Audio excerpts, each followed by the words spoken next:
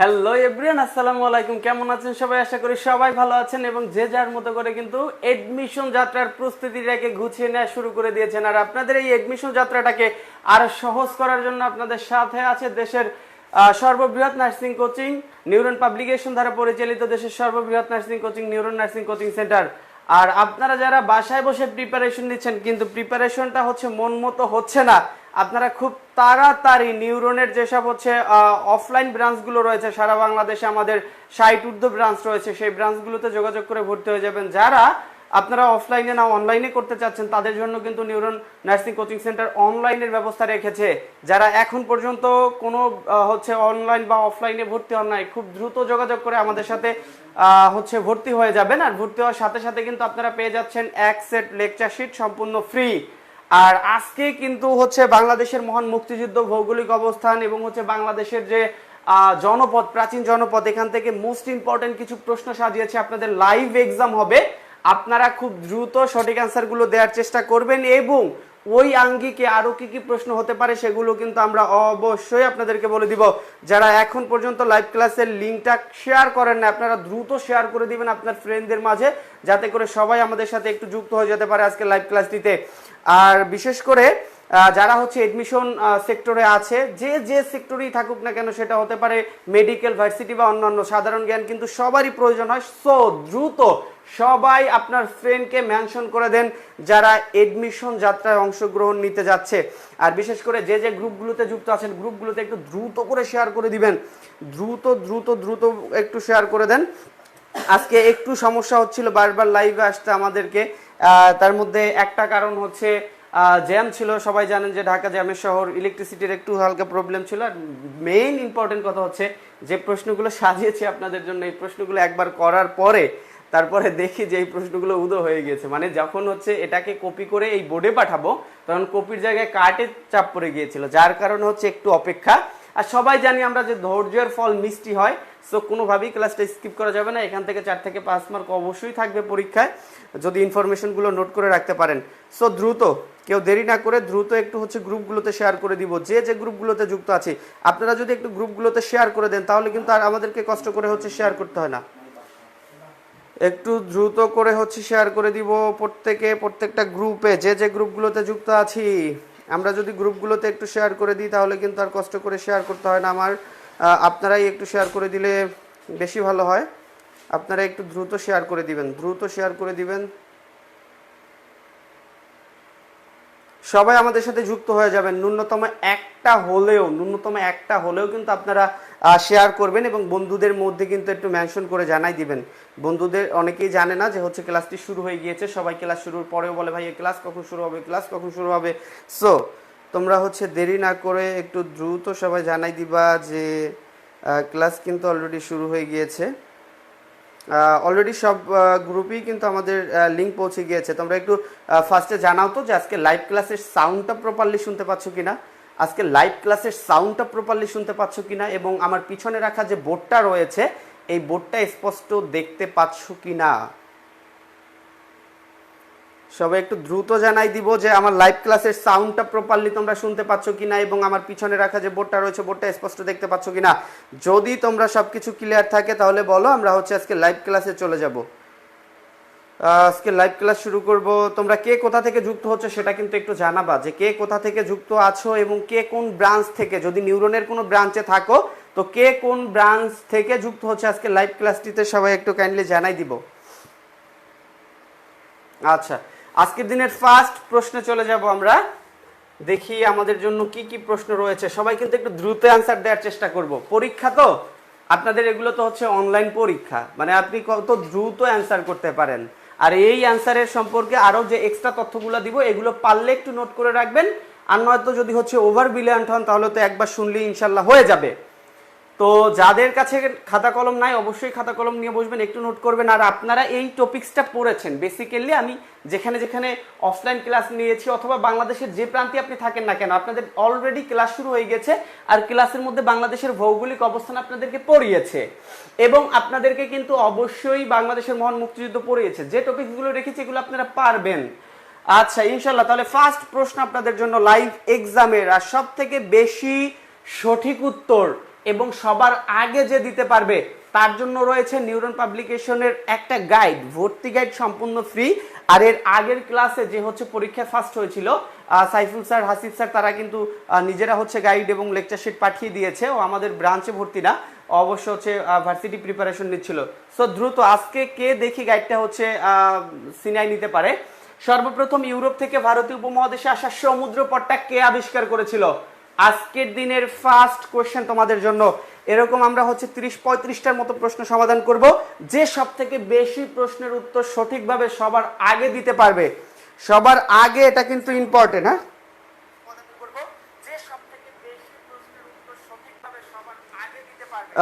সুমাইয়া আফরিন আমাদের সাথে যুক্ত আছেন, তারপর হচ্ছে ভাবনা আক্তার আমাদের সাথে যুক্ত আছেন, তানভিহা ইসলাম আমাদের সাথে যুক্ত আছেন, ফারজানা ইসলাম যুক্ত আছেন, তানজিন তৃষা আমাদের সাথে যুক্ত আছেন, উত্তম কুমার হালদার। কোন এক্সাম স্যার? এখনই হচ্ছে লাইভে এক্সাম হচ্ছে, আপনি হচ্ছে পার্টিসিপেন্ট করেন। আচ্ছা, সবাই একটু দ্রুত জানাই দিব।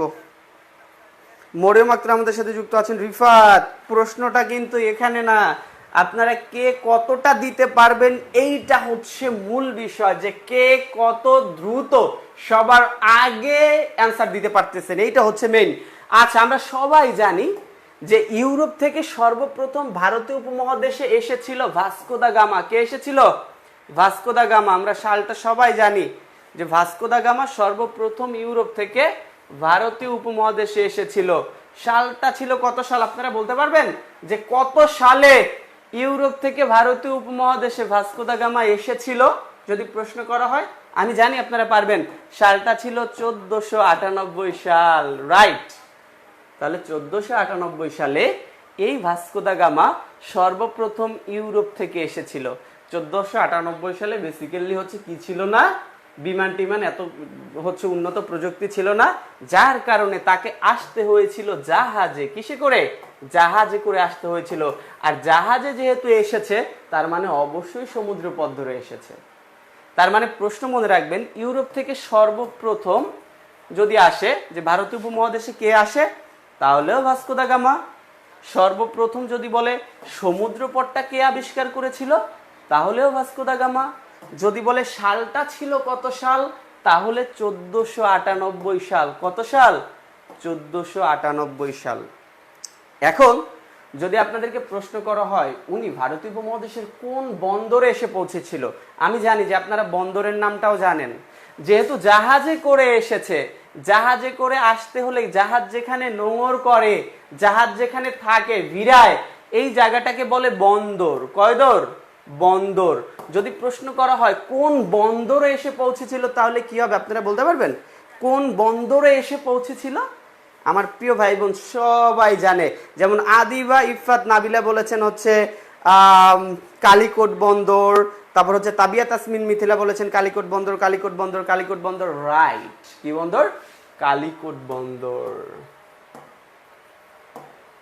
কালিকোট বন্দর। আচ্ছা, নিউরন পাবলিকেশনের যে হচ্ছে সব থেকে বাংলাদেশের মধ্যে জনপ্রিয় যে গাইড বইটা আছে, আপনি বিএসসি হলে বিএসসি, ডিপ্লোমা হলে ডিপ্লোমার গাইড বইটা যদি আপনার নিজের করে নিতে হয়, তাহলে অবশ্যই নিজের আইডিতে হচ্ছে ক্লাসটা শেয়ার থাকতে হবে। যারা হচ্ছে বেসিক্যালি নিউরন পাবলিকেশন দ্বারা পরিচালিত নিউরন নার্সিং কোচিং সেন্টারের স্টুডেন্ট আছেন এবং এটাকে অনেক বেশি ভালোবাসেন, নিজেদের প্রতিষ্ঠান মনে করে ভালোবাসেন, সিকে নাইম ভাইয়াকে ভালোবাসেন, সবাই একটু নিজেদের আইডিতে হচ্ছে শেয়ার করে দিব এবং আপনার মিনিমাম 5টা ফ্রেন্ডকে হলেও মেনশন করে দিব যে বন্ধু আস ক্লাসটা কর। আচ্ছা, শেয়ার করে সবাই একটু শেয়ার ডান লিখি, শেয়ার করে সবাই একটু শেয়ার ডান লিখি, সবাই সবাই। কালিকোট, কালিকোট বন্দর, কালিকোট বন্দর, রাইট। তাহলে এখান থেকে আমরা মনে রাখবো ইউরোপ থেকে সর্বপ্রথম ভারতীয় উপমহাদেশে আসার সমুদ্রপথটা আবিষ্কার করেছিল ভাস্কো দা গামা।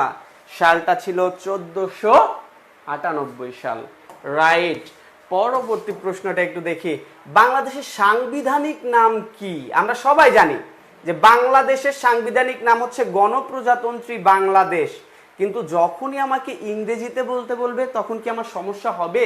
এটা বারবার নার্সিং পরীক্ষা থেকে শুরু করে অন্যান্য পরীক্ষা আসছে, কারণ এক্সামিনার আপনাকে এমন ক্লোজ অপশন দিবে যে আপনাকে বাজাইতে হবে, তার আপনাকে কি করতে হবে? বাজাইতে হবে। এই জন্য আপনার অপশনে থাকবে কে কে? আপনার আম্মু থাকবে, আপনার হচ্ছে খালামুনি থাকবে, আপনার নানি আপু থাকবে, যার কারণে আপনার সঠিক অপশনটা চিনতে একটু কষ্ট হয়ে যাবে। তার মধ্য থেকেও আমরা সঠিক অ্যান্সার খুঁজে বের করতে পারবো। দ্রুত একটু জানাই দেই, গিফট পাইতে হলে কিন্তু সবার প্রথমে করতে হবে, সবার প্রথমে অ্যান্সার করতে হবে, নাইলে কিন্তু গিফট পাওয়া যাবে না। সবার প্রথমে যদি আমরা অ্যান্সার না করি তাহলে কিন্তু গিফট পাওয়া যাবে না। আর যারা এখন পর্যন্ত শেয়ার করে শেয়ার ডান লেখি নাই, দ্রুত একটু শেয়ার করে দেই, মাত্র 29টা শেয়ার, ক্লাস বন্ধ করে দিব। এখন পর্যন্ত যারা শেয়ার করো না, আর যখনই তুমি শেয়ার অপশনে যাবা, শেয়ার অপশনে গেলে দেখতে পারবা শেয়ার ইন গ্রুপ আছে, অনেকগুলো গ্রুপ আছে, তোমরা ওই গ্রুপগুলোতে একটু শেয়ার করে দাও। কামরুন খান বলতেছে ডি হবে, কেউ বলতেছে খ হবে, কেউ বলতেছে খ হবে, কেউ বলতেছে ডি হবে। খ আর ডি এর মধ্যে হচ্ছে একটা পাল্লা চলতেছে। ভাবনা, তারপর হচ্ছে শিখা মিম আমাদের সাথে যুক্ত আছেন, ইমন আহমেদ আমাদের সাথে যুক্ত আছেন, কিন্তু আরিশা যুক্ত আছেন, মেহজাবিন মিশু যুক্ত আছেন, এসবি হিরা রাজশাহী ব্রাঞ্চকে যিনি হচ্ছে বাংলাদেশের অন অফ দ্য ব্রাঞ্চে পরিণত করেছে সেই বকুল ভাই হিরাপু কিন্তু আমাদের সাথে যুক্ত আছে, সালাম জানিয়েছেন, ওয়ালাইকুম আসসালাম আপু, মরিয়ম ইসলাম যুক্ত আছেন, কিন্তু তারপর হচ্ছে আশা মনি জান্নাত যুক্ত আছে। সবাই বলতেছে খ, কেউ বলতেছে ঘ। কি হবে একটু দেখি তো, কি বলছে? The People's Republic of Bangladesh. এখানে কি আছে? The People's Republic of Bangladesh. আচ্ছা, তাহলে দুইটা অপশনে কি সেম হয়ে গেল? আচ্ছা, the People's Republic of Bangladesh, right. তাহলে দেখো, পিপলস এর সাথে এস হবে, রিপাবলিক্স এর সাথে এস দিয়ে আমার কোনো লাভ নাই, এখানে রিপাবলিক্স এর সাথে এস যুক্ত করা যাবে না। এখানে কি করছে? পিপলস এর সাথে এস যুক্ত করে নাই, তার মানে এটাও ভুল, এটাও ভুল, এটা এবং হচ্ছে এটা। যারা খ এবং ঘ বলছো দুইজনই হচ্ছে রাইট বলছো। আচ্ছা, পরবর্তী প্রশ্নটা একটু দেখে, তাহলে হচ্ছে খ এবং ঘ দুইটাই রাইট ছিল। যারা প্রথমে আনসার করেছে খ এবং ঘ দুইটাই হচ্ছে রাইট মানা যাবে, সমস্যা নাই। বাংলাদেশের লেটারটা নিয়ে হচ্ছে হবে না, সমস্যা নাই। আচ্ছা, বাংলাদেশের ভৌগোলিক অবস্থান কোনটা? বাংলাদেশের ভৌগোলিক অবস্থান কোনটা? আগেই বলেছিলাম বাংলাদেশের ভৌগোলিক অবস্থানটা জানতে হবে খুব ভালোভাবে।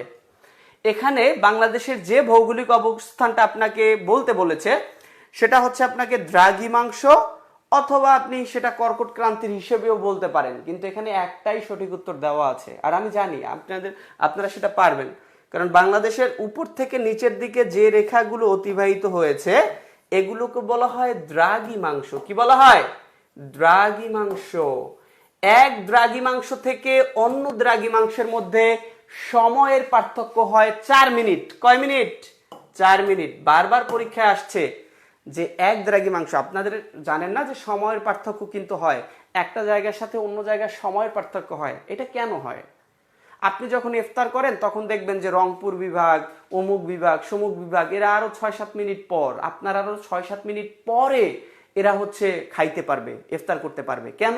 কিসের জন্য হয় এটা? এই যে দ্রাঘিমাংশের পার্থক্যের কারণে। এইখানে যে জেলাটা আছে বাংলাদেশের, এইখানে যে জেলাটা আছে ওর সাথে মিনিমাম 12 মিনিটের একটা সময়ের পার্থক্য হয়ে যাবে। তার মানে যদি পরীক্ষায় প্রশ্ন আসে যে সময়ের পার্থক্য কেন হয়, তাহলে বলতে হবে দ্রাঘিমাংশের পার্থক্যের কারণে সময়ের পার্থক্য হয়। এক দ্রাঘিমাংশ থেকে অন্য দ্রাঘিমাংশের সময়ের পার্থক্য হচ্ছে 4 মিনিট। আর বাংলাদেশের দ্রাঘিমাংশ শুরু হয়েছে 88 ডিগ্রি থেকে, যেটা শেষ হয়েছে 92 ডিগ্রিতে গিয়া। তার মানে এখানে রাইট অ্যান্সার হচ্ছে ঘ নাম্বারটা। যারা ঘ নাম্বার অ্যান্সার করছেন সবাইকে অনেক বেশি ধন্যবাদ। আর যে সব থেকে বেশি আগে অ্যান্সার করতে পারতেছো, এখানে তোমরা সবাই পারো, এই প্রশ্নগুলো পারো না এমন না, তোমরা পারো। বাট তারপরেও যদি কোনো ত্রুটির কারণে তোমাদের মেসেজ পরে আসে তাহলে তো কিছু করার নাই, স্যাররা কিন্তু কাউন্ট করবে কার কমেন্টটা আগে আসতেছে। অতএব সবাই ফার্স্ট কমেন্ট করার ট্রাই করবা। ওকে, বিজিবির তথ্য অনুযায়ী বাংলাদেশের মোট সীমানা কতটুকু? সবাই একটু দ্রুত জানাই দিব। বিজিবির তথ্য অনুযায়ী, বিজিবি মানে হচ্ছে বর্ডার গার্ড, এই বর্ডার গার্ডের তথ্য অনুসারে বাংলাদেশের মোট সীমান্ত কতটুকু? সবাই একটু দ্রুত জানাই দাও, দ্রুত জানাই দাও, দ্রুত জানাই দাও।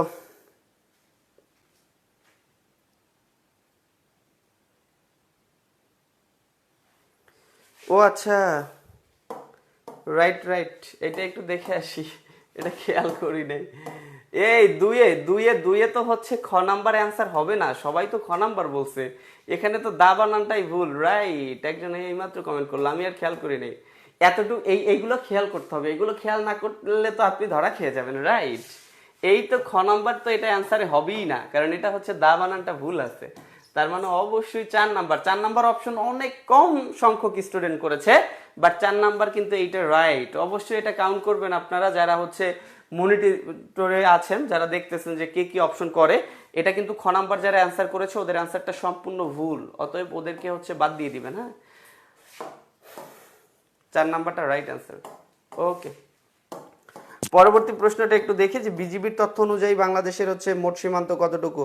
বিজিবির তথ্যটা একটু সবাই একটু দ্রুত জানাই দাও। বিজিবির তথ্য অনুযায়ী বাংলাদেশের সবাই বলতেছে 4 নাম্বার 5138 কিলোমিটার, 5138 কিলোমিটার রাইট। এটা আমরাও জানি যে বিজিবি হচ্ছে বর্ডার গার্ড বাংলাদেশ। এই বাংলাদেশের তথ্য অনুযায়ী বাংলাদেশের মোট সীমান্ত হচ্ছে 5138 কিলোমিটার। এটা হচ্ছে বাংলাদেশের মোট সীমান্ত, রাইট। এই মোট সীমান্তটাকে আবার দুইটা ভাগে ভাগ করেছিলাম। কয়টা ভাগে? দুইটা ভাগে। একটা হচ্ছে স্থল সীমানা, আর একটা কি উপকূলীয় সীমানা, উপকূলীয় অথবা সমুদ্র সীমানা। যদি প্রশ্ন করা হয় বাংলাদেশের মোট স্থল সীমানা কতটুকু, তাহলেও আপনারা পারবেন, কোনো সমস্যা নাই। বাংলাদেশের মোট স্থল সীমানা হচ্ছে 4427 কিলোমিটার। এটা হচ্ছে বাংলাদেশের মোট স্থল সীমানা। আপনাকে কিন্তু মোট সীমানায় যে জিজ্ঞেস করবে তা না, আর সীমান্ত থেকে কিন্তু প্রশ্ন প্রতি বছর আসে, তার মানে এটা কোনোভাবেই স্কিপ করা যাবে না। বাংলাদেশের মোট সীমান্ত আছে হচ্ছে স্থল সীমানা 4427 কিলোমিটার। যদি প্রশ্ন, এই স্থল সীমানাটা আবার দুইটা দেশের সাথে আছে বাংলাদেশের, একটা হচ্ছে ভারত আর একটা হচ্ছে মিয়ানমার। যদি প্রশ্ন করে যে শুধু ভারতের সাথে আমাদের সীমান্ত আছে কত কিলোমিটার জুড়ে, তাহলে এই 4156 কিলোমিটার জুড়ে আছে আমাদের ভারতের সাথে সীমান্ত। যদি বলে না আমি ভারত শিখবো না, আমার জানতে হবে মিয়ানমার, যে মিয়ানমারের সাথে আমাদের সীমান্ত আছে বাংলাদেশের কত কিলোমিটার জুড়ে, তাহলে অবশ্যই 271। কত 71? 271। কারণ কি, আমরা পড়তেছি বিজিবির তথ্য। কার তথ্য? বর্ডার গার্ড বাংলাদেশের তথ্য। কিন্তু মাধ্যমিক ভূগোল বইয়ের তথ্য অনুযায়ী যদি আমাকে বলতে হয় যে মাধ্যমিক ভূগোল বইয়ের তথ্য অনুযায়ী এই মিয়ানমারের সাথে আমাদের সীমান্ত আছে কত কিলোমিটার জুড়ে, তাহলে 280 হবে। কত হবে? 280 কিলোমিটার হবে। ওকে, তাহলে 711টা কি? 711 হচ্ছে বাংলাদেশের উপকূলীয় সীমানা, উপকূলীয় সীমানা অথবা সমুদ্র সীমানা। ওকে, তাহলে বাংলাদেশের মোট সীমানা হচ্ছে 5138 কিলোমিটার, স্থল সীমানা হচ্ছে 4427 কিলোমিটার, ভারতের সাথে সীমান্ত আছে আমাদের 4156 কিলোমিটার জুড়ে, আর বাংলাদেশের সমুদ্র বা উপকূলীয় সীমানা হচ্ছে 711 কিলোমিটার। কত? 711 কিলোমিটার, রাইট। পরবর্তী প্রশ্নটা একটু দেখি। পরবর্তী প্রশ্নটা হচ্ছে খুলনা বিভাগে জেলার সংখ্যা কতটি? সবাই একটু দ্রুত জানাই দিব। আর যারা এখন পর্যন্ত শেয়ার করি নাই প্রত্যেকে একটু শেয়ার করে দিব। আর কে কোন ব্রাঞ্চ থেকে ক্লাস করতেছি, বাংলাদেশের কে কোন ব্রাঞ্চ থেকে ক্লাস করতেছি, সবাই একটু দ্রুত জানাই দিব।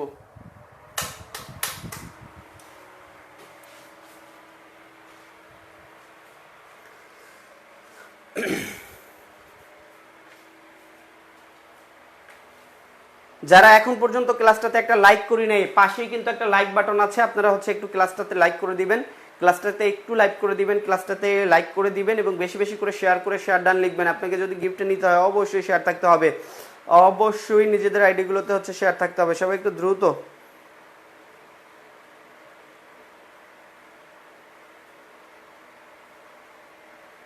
সবাই বলতেছে রাজশাহী থেকে। আচ্ছা, কে এম রাকিবুল ইসলাম শেয়ার ডান, তাবিয়া তাসনিম মিথিলা বলেছেন শেয়ার ডান। সবাই একটু শেয়ার করে শেয়ার ডান লিখবো, সবাই শেয়ার করে শেয়ার ডান লিখবো। সুমন আক্তার বলেছেন 5-এ হচ্ছে কি হবে? 10 হবে। আচ্ছা, তাহলে দেখেন বিভাগ নিয়ে আপনাদের হচ্ছে এর আগের বছরের আগের বার পরীক্ষা আসছে যে বাংলাদেশের খুলনা বিভাগে জেলার সংখ্যা কতটি। খুলনা বিভাগে জেলার সংখ্যা 10টি, আমরা সবাই জানি। আপনাদেরকে যদি প্রশ্ন করা হয় বাংলাদেশের কোন বিভাগে জেলা আছে 13টা, আপনারা কোন নামটা বলবেন? বাংলাদেশের কোন বিভাগে 13টা জেলা রয়েছে একটু বলে দিবেন। আপনারা সবাই জানেন যে বাংলাদেশের যে ঢাকা যে জেলাটা রয়েছে, এই ঢাকা বিভাগটা, এই ঢাকা বিভাগে জেলা আছে 13টা। বাংলাদেশের এমন একটা বিভাগ রয়েছে যেই বিভাগে জেলা আছে 11টা, সেই জেলাটার নাম হচ্ছে বিভাগটার নাম হচ্ছে চট্টগ্রাম। বিভাগের নাম কি? চট্টগ্রাম। তার মানে চট্টগ্রাম বিভাগে জেলা আছে 11টা, ঢাকাতে আমার জেলা আছে 13টা, খুলনাতে জেলা আছে 10টা, 8টা করে আমার জেলা আছে রংপুর, কোথায়, রংপুর এবং হচ্ছে রাজশাহী, 2টা বিভাগই আমার জেলার সংখ্যা হচ্ছে 8টা করে। Okay fine. এবারে যদি প্রশ্ন করা হয় যে বাংলাদেশের সব থেকে বড় বিভাগের নাম কি, তাহলে কি ঢাকাতে জেলা 13টা, ঢাকা সব থেকে বড় হবে, নাকি হচ্ছে চট্টগ্রামে 11টা, চট্টগ্রাম বড় হবে? কোনটা বড় হবে? 2টাই বড় হবে। মানে চট্টগ্রাম বড় হবে আয়তনে আর ঢাকা বড় হবে জনসংখ্যায়। ঢাকা কিসে? জনসংখ্যায়। তার মানে যদি প্রশ্ন করা হয় সব থেকে আয়তনে বড় বিভাগ কোনটা, তাহলে আয়তনে সব থেকে বড় বিভাগের নাম হচ্ছে চট্টগ্রাম, আর যদি জনসংখ্যা জিজ্ঞেস করে তাহলে ঢাকা। Okay fine. পরবর্তী প্রশ্নটা একটু দেখি, 6 নাম্বার কি রয়েছে, সবাই একটু দ্রুত অ্যান্সার করব। ভারতীয় উপমহাদেশে প্রথম পুলিশি ব্যবস্থা চালু করেন কে? সব প্রশ্ন কমন পড়লে তো আর হয় না, তাই না? কিছু প্রশ্ন একটু আনকমনও থাকতে হয়, কারণ নাইলে পুরস্কার দেব কাকে, তাই না? পুরস্কার কাকে দিব? ওকে, সবাই একটু দ্রুত দ্রুত দ্রুত অ্যান্সার করে দাও, দ্রুত অ্যান্সার করে দাও, দ্রুত অ্যান্সার করে দাও, সবাই একটু দ্রুত অ্যান্সার করে দাও। 6 কি হবে? 6 কি হবে? 6 বলতেছে, কেউ বলতেছে লর্ড ক্যানিং। 6 ঘ হবে, আশামণি বলতেছে 6 ঘ। মরিয়ম ইসলাম বলতেছে বি হবে। আমি শরীয়তপুর থেকে, বোরহান ব্যাপারী, থ্যাংক ইউ। মেজাবিন, যারা এখন পর্যন্ত আপনাদের ফ্রেন্ডদেরকে শেয়ার করেন না, একটু দ্রুত শেয়ার করে দিতে হবে, একটু দ্রুত দ্রুত আপনারা হচ্ছে শেয়ার করে দিবেন। শেয়ার করে অবশ্যই শেয়ার ডান লিখবেন, আর বিভিন্ন গ্রুপগুলোতে শেয়ার করার জন্য আপনারা দেখবেন যে আপনাদের ওখানে শেয়ার অপশনটা আসে।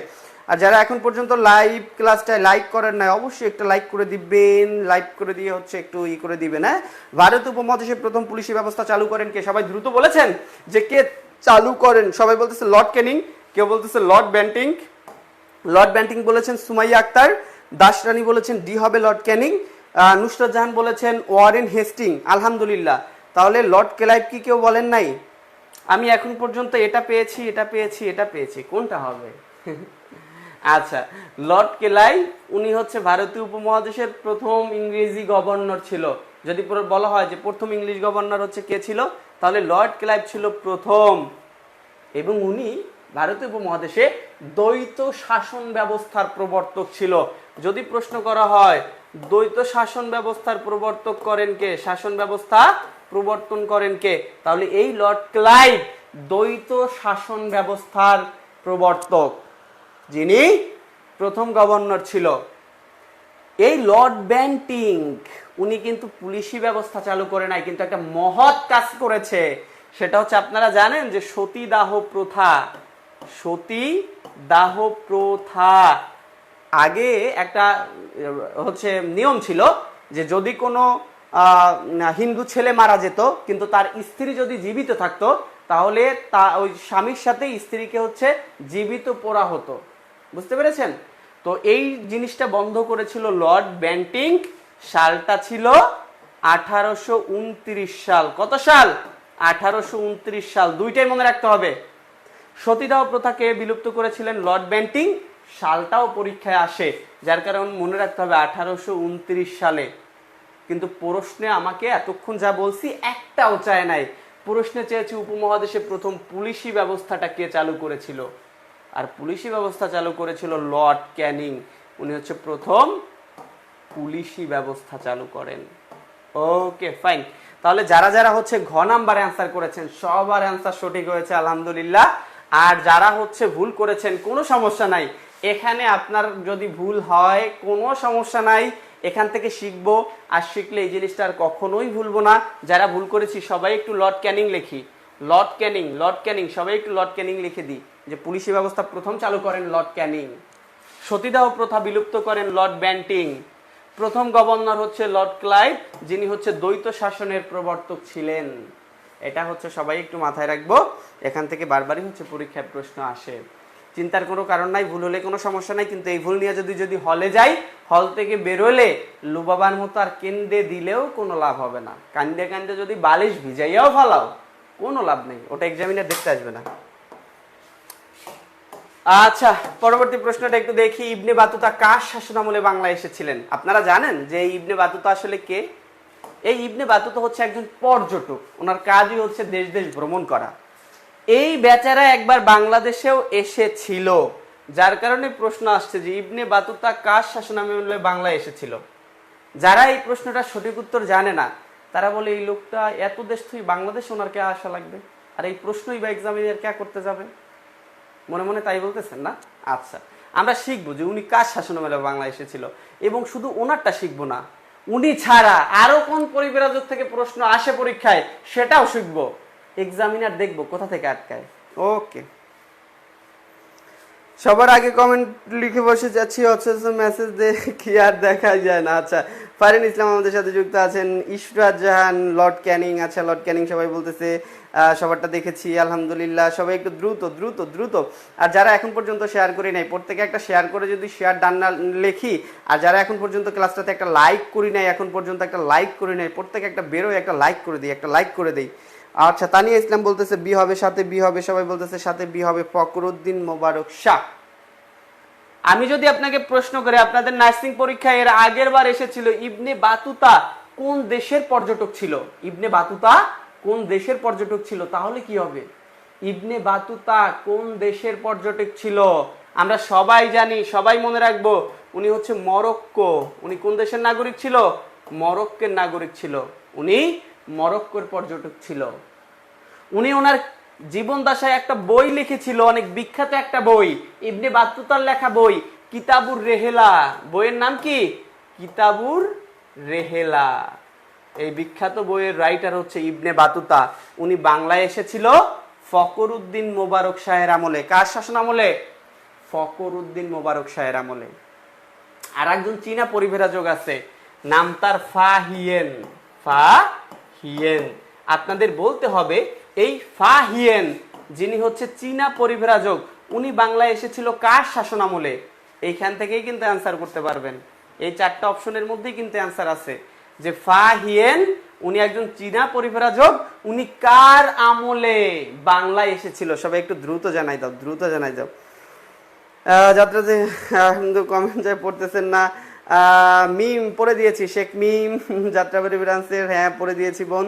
কে কোন ব্রাঞ্চের সবাই একটু ব্রাঞ্চ নামটা হচ্ছে জানাই দিব, আর কোনো ব্রাঞ্চের নিউরনের কোনো ব্রাঞ্চ না হলে জায়গার নামটা অবশ্যই বলবো। আর রাজীব মন্ডল বলেছেন দ্বিতীয় চন্দ্রগুপ্ত, দ্বিতীয় চন্দ্রগুপ্ত, দ্বিতীয় চন্দ্রগুপ্ত, রাইট। ফাহিয়েন যিনি হচ্ছে একজন চীনা পরিব্রাজক, আর উনি বাংলায় এসেছিল দ্বিতীয় চন্দ্রগুপ্তের আমলে। তাহলে প্রিয় ভাই বোন আমার, একদম ক্লিয়ার ভাবে শোনো, ইবনে বাতুতা ওনার দেশের নাম ছিল মরক্কো, উনি বাংলায় এসেছিল ফখরুদ্দিন মোবারক শাহের আমলে। ওনার লিখিত একটা বই আছে, বইয়ের নাম কিতাবুর রেহেলা। এই গেল ইবনে বাতুতা। এরপর হচ্ছে ফাহিয়েন, নাম শুনলেই তো বোঝা যায় যে উনি একজন চীনা পরিব্রাজক, আর উনি বাংলায় এসেছিল দ্বিতীয় চন্দ্রগুপ্তের আমলে। বুঝতে পেরেছো? ওকে, পরবর্তী প্রশ্নটা একটু দেখি যে আমাদের জন্য কি আছে।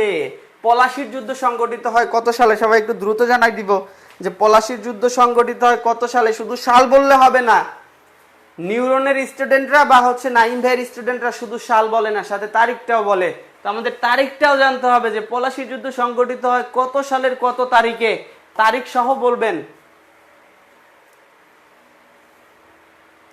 সবাই একটু দ্রুত দ্রুত জানাই দিব। আর যারা এখন পর্যন্ত আজকে লাইভ ক্লাসটা শেয়ার করে নেয় অবশ্যই দ্রুত শেয়ার করে দিব।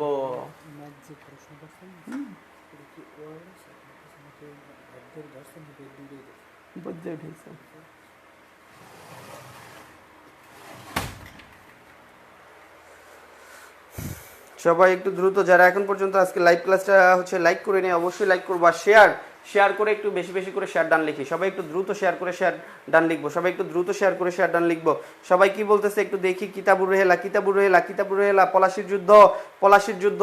এখন আমরা আছি পলাশির যুদ্ধের মাঠে। ওকে, পলাশির যুদ্ধ সংগঠিত হয়েছিল বাংলাদেশের স্বাধীন নবাব সিরাজউদ্দৌলা এবং ইংরেজদের মধ্যে। কাদের মধ্যে? ইংরেজ। বারবার পরীক্ষা আসছে, ইংরেজ এবং নবাব সিরাজউদ্দৌলার মধ্যে যে যুদ্ধ সংগঠিত হয় সেই যুদ্ধের নাম কি? আমরা সবাই জানি পলাশির যুদ্ধ। পলাশির যুদ্ধটা সংগঠিত হয়েছিল কত সালে? 1757 সালে। তারিখটা ছিল 23শে জুন। কত জুন? 23শে জুন। তাহলে 1757 সালের 23শে জুন কি যুদ্ধ সংগঠিত হয়? পলাশির যুদ্ধ। এই যুদ্ধে নবাব সিরাজউদ্দৌলার শোচনীয় পরাজয় হয়। কি হয়? পরাজয় হয়। তাহলে 1757 সালের 23শে জুন মনে রাখবেন, 23 জুন। ভুলেও যদি এটা 1757 থেকে আপনার 1857 হয়ে যায় তাহলে কিন্তু পাইন মারছে, একটা কথা আছে না, ওই রকমের অবস্থা হয়ে যাবে। কারণ 1857 সালে হয় সিপাহী বিদ্রোহ। এটাও মোস্ট ইম্পর্টেন্ট একটা প্রশ্ন যে সিপাহী বিদ্রোহ হয় কত সালে, সেটা হচ্ছে 1857 সালে। দেখছেন কত সুন্দর, 1857 সালে হয় সিপাহী বিদ্রোহ। তাহলে মনে রাখবেন পলাশির যুদ্ধ 1757 আর 1857 হয় সিপাহী বিদ্রোহ। ওকে, পরবর্তী প্রশ্নে চলে যাব। সতীদাহ প্রথা কে বিলুপ্ত করেন? আপনারা একটু দ্রুত জানাই দেন যে সতীদাহ প্রথাটা কে বিলুপ্ত করেন। এতক্ষণ আমরা পড়ে এসেছি, সেটা এসে পড়েছে। যারা এখন পর্যন্ত ক্লাসটাতে একটা লাইক করে নেয় অবশ্যই হচ্ছে লাইক করে দিব, আর যারা এখন পর্যন্ত শেয়ার করে নেই বন্ধুদের মাঝে অবশ্যই শেয়ার করতে হবে, শেয়ার করে শেয়ার ডান লিখতে হবে। সবাই দ্রুত একটু অ্যান্সার করে দিই, দ্রুত একটু অ্যান্সার করে দিই। আজকে যে সব থেকে বেশি দ্রুত অ্যান্সার করতে পারবে এবং সবার আগে অ্যান্সার করতে পারবে সে কিন্তু পেয়ে যাবে একটা হচ্ছে নিউরন পাবলিকেশনের পক্ষ থেকে গাইড বইটা একদম সম্পূর্ণ ফ্রি, যেটার হচ্ছে কিন্তু বাজার মূল্য অনেক বেশি। তো দ্রুত দ্রুত দ্রুত, পুরস্কার তো বড় কথা না, এটা জিতে নেওয়াই হচ্ছে বড় কথা। তো আমাদের টার্গেট থাকতে হচ্ছে জিতে নিতে হবে। তাইয়েবা তাসনিম মিথিলা আমাদের সাথে যুক্ত আছেন কিন্তু হচ্ছে কারা কারা, অনেকেই যুক্ত আছেন। মেঘলা আকাশ যুক্ত আছেন, সুমাই আক্তার যুক্ত আছেন, এস কে শাকিল। ছেলেদের কমেন্ট পাওয়া তো অনেক কষ্টের ভাই, তুমি এর মধ্যেও এতজনের মধ্যে যে তুমি বেঁচে আছো চিপা চাপা, এটাই তো আমার কাছে অনেক সৌভাগ্যের বিষয়। সুমাইয়া সুমা আমাদের সাথে যুক্ত আছেন, তাহমিনা আক্তার তামা যুক্ত আছেন কিন্তু, জান্নাত আক্তার যুক্ত আছেন, তানিয়া ইসলাম যুক্ত আছেন কিন্তু, সুমাই আক্তার যুক্ত আছেন, আনিশা কতক্ষণ পরে রাগ করবে না ভাইয়া, আমি আর কমেন্টই করবো না, আপনার সাথে রাগ করেছি। মনিকা আক্তার মিম আমাদের সাথে যুক্ত আছেন, তারপর হচ্ছে হচ্ছে নাজিয়ানা ফেরদাউসি যুক্ত আছেন কিন্তু, সুমাই আক্তার যুক্ত আছেন, আমাকে দেন ভাইয়া, কি দেবো আপনাকে ভাইয়া। আশামণি আমাদের সাথে যুক্ত আছেন, মনিয়ামণি যুক্ত আছেন, নুসরাত জাহান যুক্ত আছেন, আবু হাসান। এই আবু হাসান 100টার পরে একটা ছেলে আসে, নাহিদ হাসান ভাই আমি ছেলে। তারপর হচ্ছে হামিদা আক্তার, এই ছেলেরা হাত জাগাও। আর ছেলেরা কে কোথা থেকে যুক্ত আছে সবাই একটু দ্রুত জানাই দাও, সবসময় কমেন্ট করি আমার নাম বলেন না ভাইয়া। রাহিমা আক্তার বলে দিয়েছি বোন ভাইয়া আমার। এই যে রাকিবুল হাসান ছেলে আছে, এই ছেলে অনেকেই আছে, এই যে সাকোয়াত ভুইয়া আছে, অনেকেই আছে, বাট ওরা কমেন্ট করে না। আচ্ছা, তাহলে সতীদাহ প্রথা বিলুপ্ত করেন কে? আমরা সবাই জানি সতীদাহ প্রথা বিলুপ্ত করেছিলেন হচ্ছে লর্ড বেন্টিং। সালটা ছিল কত সাল? সালটা একটু বলতে পারবেন আপনারা? সালটা কিন্তু প্রায় পরীক্ষায় আসে যে লর্ড বেন্টিং কত সালে সতীদাহ প্রথাটা বিলুপ্ত করেছিল। তাহলে কি হবে? 1800 কত একটু বলে দেন তো? 1858 নাকি 1800? অবশ্যই কত? 29। 1829 সালে লর্ড বেন্টিং সতীদাহ প্রথা বিলুপ্ত করেন। মোস্ট ইম্পর্টেন্ট একটা প্রশ্ন, সতীদাহ প্রথা কে বিলুপ্ত করেন? ভার্সিটি থেকে যে জায়গায় আপনি পরীক্ষা দিতে যান, একদম ইম্পর্টেন্ট প্রশ্নগুলোর মধ্যে 3 স্টার এটা। ওকে, পরবর্তী প্রশ্নটা একটু দেখি। ব্রিটিশ বিরোধী প্রথম আন্দোলনের নাম কি?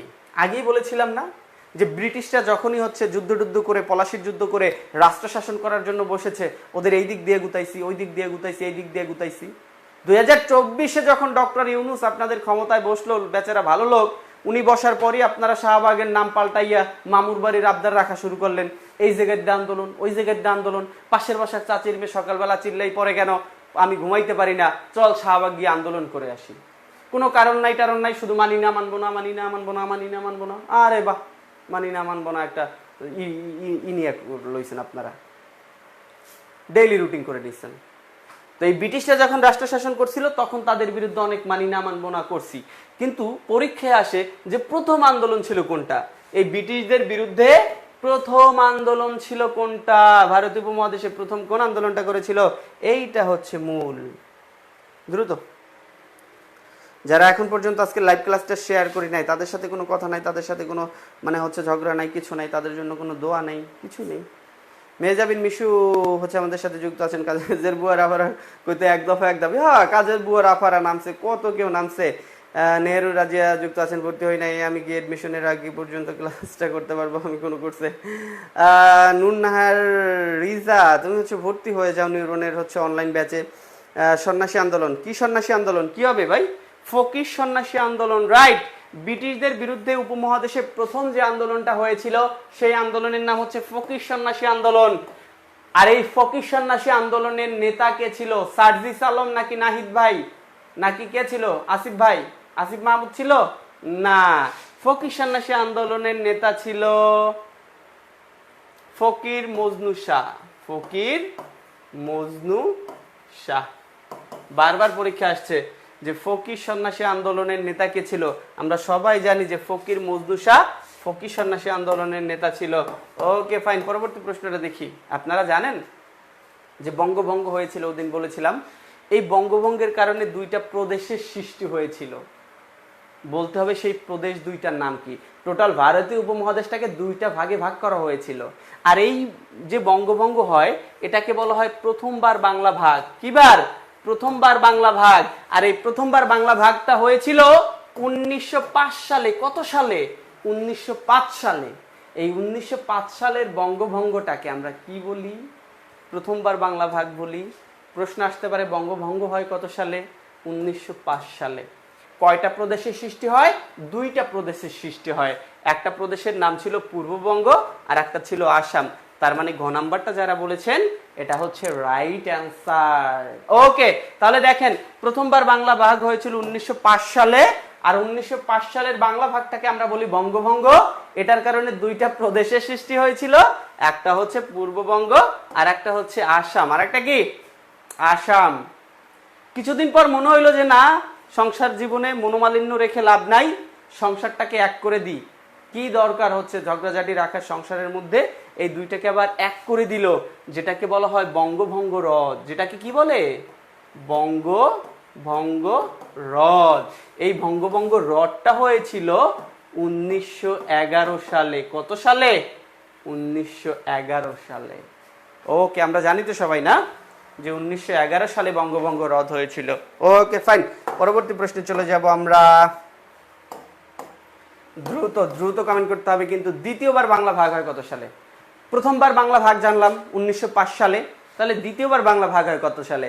নার্সিং পরীক্ষায় এই প্রশ্নটা 2 থেকে 3 বার রিপিট হয়েছে। আর একবার আসলে দোষ কি? আর নাই আসুক, সমস্যা কি? আমরা জেনে গেলাম। আমাদের কোনো ভয় থাকতে পারবে না শরীরের মধ্যে যে আমরা মনে হয় ওই টপিক্সটা জানি নেই। কি জানি না? আন্তর্জাতিক আন্তর্জাতিক ক্লাস তো শুরু হয়ে গেলেই জানতে পারবা। কি জানি না? সাম্প্রতিক সাম্প্রতিক তো এখন যদি দেই তাহলে পরীক্ষার আগে আগে যাইতে যাইতে এত লোড নিতে নিতে ওটা মাথা থেকে চলে যাবে। পরীক্ষার 3-4 দিন আগে বা 1 সপ্তাহ আগে সাম্প্রতিক পড়ানো শুরু করব, শেষ। সাম্প্রতিকের গোষ্ঠী করে দেব ধ্বংস। বুঝতে পারছো না? যে সাম্প্রতিকের বংশ করে দেব ধ্বংস। ওকে, দ্বিতীয়বার বাংলা ভাগ হয় কত সালে? দ্বিতীয়বার বাংলা ভাগ হয় কত সালে? দ্রুত জানাই দাও, দ্রুত দ্রুত দ্রুত। দ্বিতীয়বার বাংলা ভাগ হয় কত সালে? ও মা ভাইয়া, শেয়ার তো করে দিলাম। কি শাহানাজ সেতু শেয়ার করে দিয়েছে আমার নাহিদা আক্তার। মুই কিন্তু ফুটুস করে রাখো। নাহিদা আক্তার নাম পড়ে দিয়েছি। তাহসিন, নাহিদা আক্তারের বাড়ি কই? ফুটুস করে যে রাগ করবা, তোমার বাড়ি কই মনু?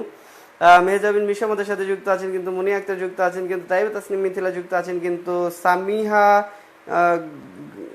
আফরিন, আরবিতে নাম লেখা, ক বলতেছে। তারপর হচ্ছে আয়াত আলুরা নূর। আচ্ছা, হায়াত আলুরা নূর। রাইসা আহমেদ সাদিয়া, আমার মুরব্বী মানুষ তো, বয়স হয়েছে, আমার নাম একবারও চোখে পড়ে না। অবহেলার চাঁদ, তুমি নিকনেম দিয়ে কেন হচ্ছে আইডি চালাও। তারপর হচ্ছে রওশনারা মলি আমাদের সাথে যুক্ত আছেন কিন্তু। সুমান আক্তার ইন্নি যুক্ত আছেন কিন্তু। নাহিদা আক্তার যুক্ত আছেন কিন্তু। ইনশিয়া আমাদের সাথে যুক্ত আছেন। সুরাইয়া স্মৃতি যুক্ত আছেন কিন্তু, সেটা ভাইয়া দেখবে। আচ্ছা, সবার আগে বলছি সৌরভ চন্দ্র আমাদের সাথে যুক্ত আছেন। তাসকিন সুমি আমাদের সাথে যুক্ত আছেন।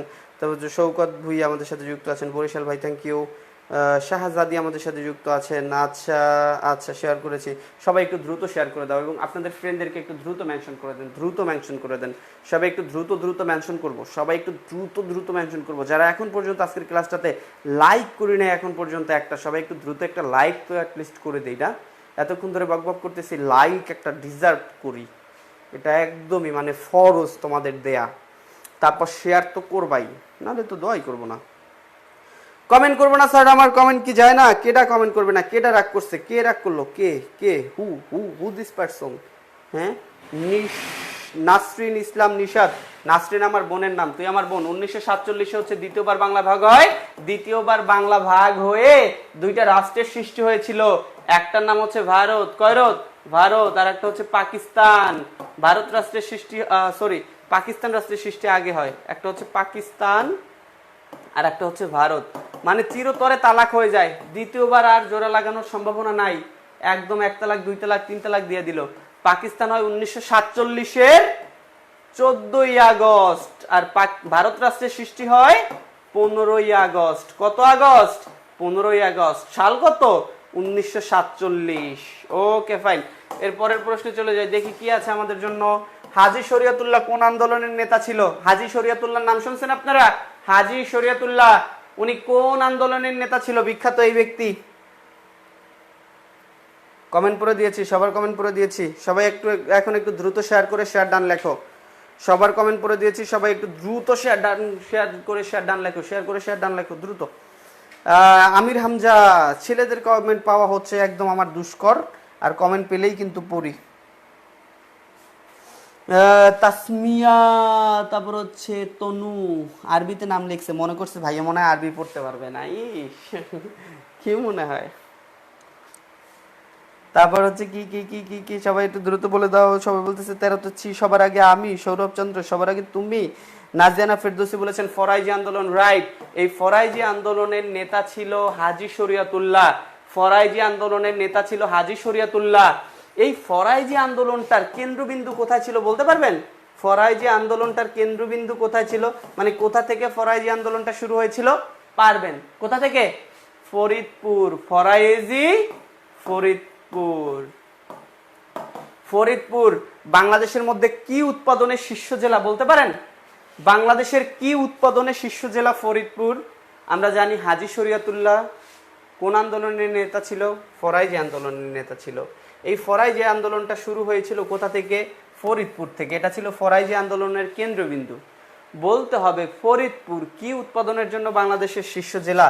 সেটা হচ্ছে বাংলাদেশের সোনালী আট, পাট, রাইট। এই তোমরা একটু যে দেখো কমেন্টসের পাশে অনেক লাভ, লাইক, অমুক রিয়েক্ট আছে, সবাই উড়া দুরা চাপো তো। এই লাভগুলো যখন উপর দিয়ে যায় না, তখন দেখতে অনেক ভালো লাগে তো। আচ্ছা, পরবর্তী প্রশ্নটা দ্রুত। মুক্তিযোদ্ধা ভিত্তিক প্রামাণ্য চলচ্চিত্র স্মৃতি 71-এর শিল্পীকে? কিছু কিছু প্রশ্ন কমন পড়বে না, এগুলো দিয়েই হচ্ছে আমরা লিজেন্ডদেরকে আলাদা করে ফেলবো। সেটা বলতে হবে খুব দ্রুত, যে মুক্তিযোদ্ধা ভিত্তিক প্রামাণ্য চলচ্চিত্র স্মৃতি 71-এর শিল্পীকে? দেখি কে কে পারে তাড়াতাড়ি। সবার আগে কে কমেন্ট করে একটু দেখি তো। লিয়া গোমেজ বলতেছে পাট, মেহজাবিন মিশু বলেছেন সি হবে, নুসরাত কবির 14তে বলেছেন ঘ। 14তে সবার আগে কমেন্ট পেয়েছি নুসরাত জাহান রিয়ার। তারপর নাজিয়ানা ফেরদৌস বলতেছে হচ্ছে ঘ হবে। নাজিয়ানা ফেরদৌস বলেছে এটা, আর রিয়া বলেছে এটা। একটা জিনিস খেয়াল করেন, যে ফার্স্ট কমেন্ট করেছে ও বলেছে এটা। যারা হচ্ছে মনিটরিং করতেছেন তারা একটু দেখবেন, ফার্স্ট যে কমেন্ট করেছে ও কমেন্ট করেছে হচ্ছে তারেক মাসুদ, এটা। আর যে সেকেন্ড কমেন্ট করেছে ও প্রথম কমেন্ট করেছে, আর যে সেকেন্ড কমেন্ট করেছে ও করেছে এটা। এখন যার অ্যান্সার রাইট হবে সেই হচ্ছে 14তে প্রথম অ্যান্সার করেছে। Okay fine. তাহলে মুক্তিযোদ্ধা ভিত্তিক প্রামাণ্য চলচ্চিত্র স্মৃতি 71-এর পরিচালক কে? কে হবে ভাই? আপনাদের কি মনে হয়? রেজাল্ট দেওয়ার পালা। মুক্তিযোদ্ধা ভিত্তিক প্রামাণ্য চলচ্চিত্র স্মৃতি 71-এর শিল্পী হচ্ছে তানভীর মোকাম্মেল। তার মানে নাজিয়ানা ফেরদৌসের রাইট অ্যান্সার। যে প্রথম অ্যান্সার করেছে সে ভুল করেছে। তাহলে প্রথম হচ্ছে স্মৃতি 71, এটা হচ্ছে তানভীর মোকাম্মেলের। জহির রায়হানের একটা বিখ্যাত মুক্তিযোদ্ধা ভিত্তিক প্রামাণ্য চলচ্চিত্র আছে, সেটা হচ্ছে স্টপ জেনোসাইড। স্টপ জেনোসাইড মুক্তিযোদ্ধা ভিত্তিক প্রামাণ্য চলচ্চিত্রের পরিচালক কে? জহির রায়হান। চাষী নজরুল ইসলাম শুধু চাষবাস করেই উনি ক্ষান্ত থাকে নাই, উনিও একটা মুক্তিযোদ্ধা ভিত্তিক প্রামাণ্য চলচ্চিত্র লিখেছে, সেটার নাম হচ্ছে ওরা 11 জন। ওরা কতজন? ওরা 11 জন। মুক্তিযোদ্ধা ভিত্তিক প্রামাণ্য চলচ্চিত্রের পরিচালক হচ্ছে চাষী নজরুল ইসলাম। আপনি যেটা বলেছেন তারেক মাসুদ, উনি স্মৃতি 71-এর না হলেও উনিও একটা ছবি তৈরি করেছে, সেটার নাম হচ্ছে মুক্তির কথা। সেটার নাম কি? মুক্তির কথা। সো ফার্স্ট কমেন্ট করলেই হবে না, ফার্স্টে কমেন্ট করার পরে সেটা সঠিক করতে হবে। যদি সঠিক না হয় তাহলে আপনি পুরস্কার পাবেন না। ওকে, তাহলে ঘ নাম্বারটা তানভীর মোকাম্মেল। তাহলে আরেক নজর দেখি আমরা, মুক্তিযোদ্ধা ভিত্তিক প্রামাণ্য চলচ্চিত্র স্মৃতি ৭১-এর শিল্পী হচ্ছে তানভীর মোকাম্মেল। জহির রায়হানের একটা মুক্তিযোদ্ধা ভিত্তিক প্রামাণ্য চলচ্চিত্র আছে, সেটার নাম স্টপ জেনোসাইড। চাষী নজরুল ইসলামের যেটা আছে সেটার নাম হচ্ছে ওরা 11 জন। তারেক মাসুদের যেটা আছে সেটা হচ্ছে মুক্তির কথা অথবা মুক্তির গান, এটা হচ্ছে মুক্তিযোদ্ধা ভিত্তিক প্রামাণ্য চলচ্চিত্র। ওকে, পরবর্তী প্রশ্ন। তিতুমির কত সালে বাঁশের কেল্লা নির্মাণ করেন? তিতুমির কত সালে বাঁশের কেল্লা নির্মাণ করেন? সবাই দ্রুত অ্যান্সার দিয়ে দিব, আর যে ফার্স্ট অ্যান্সার করতে পারবো সে আগে বলবো কে করেছে। কে? নেট প্রবলেমের জন্য কমেন্ট লেট হয়ে যায়। আরিশা, বুঝতে পেরেছি। তারপর হচ্ছে নিঝুম লামিয়া বলেছেন 1831 সাল নারিকেল বাড়িয়ে। নিঝুম লামিয়া সবার আগে কমেন্ট করেছে। মুনিয়া মুনি বলেছেন তারেক মাসুদ ওরা 11 জন। মন অচেনা জেরিন জাহান আমাদের সাথে যুক্ত আছেন, কিন্তু রিয়া মনি যুক্ত আছেন। সুমাইয়া আফরিন আমাদের সাথে যুক্ত আছেন। আনিকা জাহান মিম আমাদের সাথে যুক্ত আছেন। আর রাজীব মন্ডল আমাদের সাথে যুক্ত আছেন, কিন্তু দুঃখের বিষয় হচ্ছে সব থেকে আগে কমেন্ট করেছে নিঝুম লামিয়া, বলেছেন 1831 সাল। রাইট, অ্যান্সার তো সঠিক হয়েছে আপনার।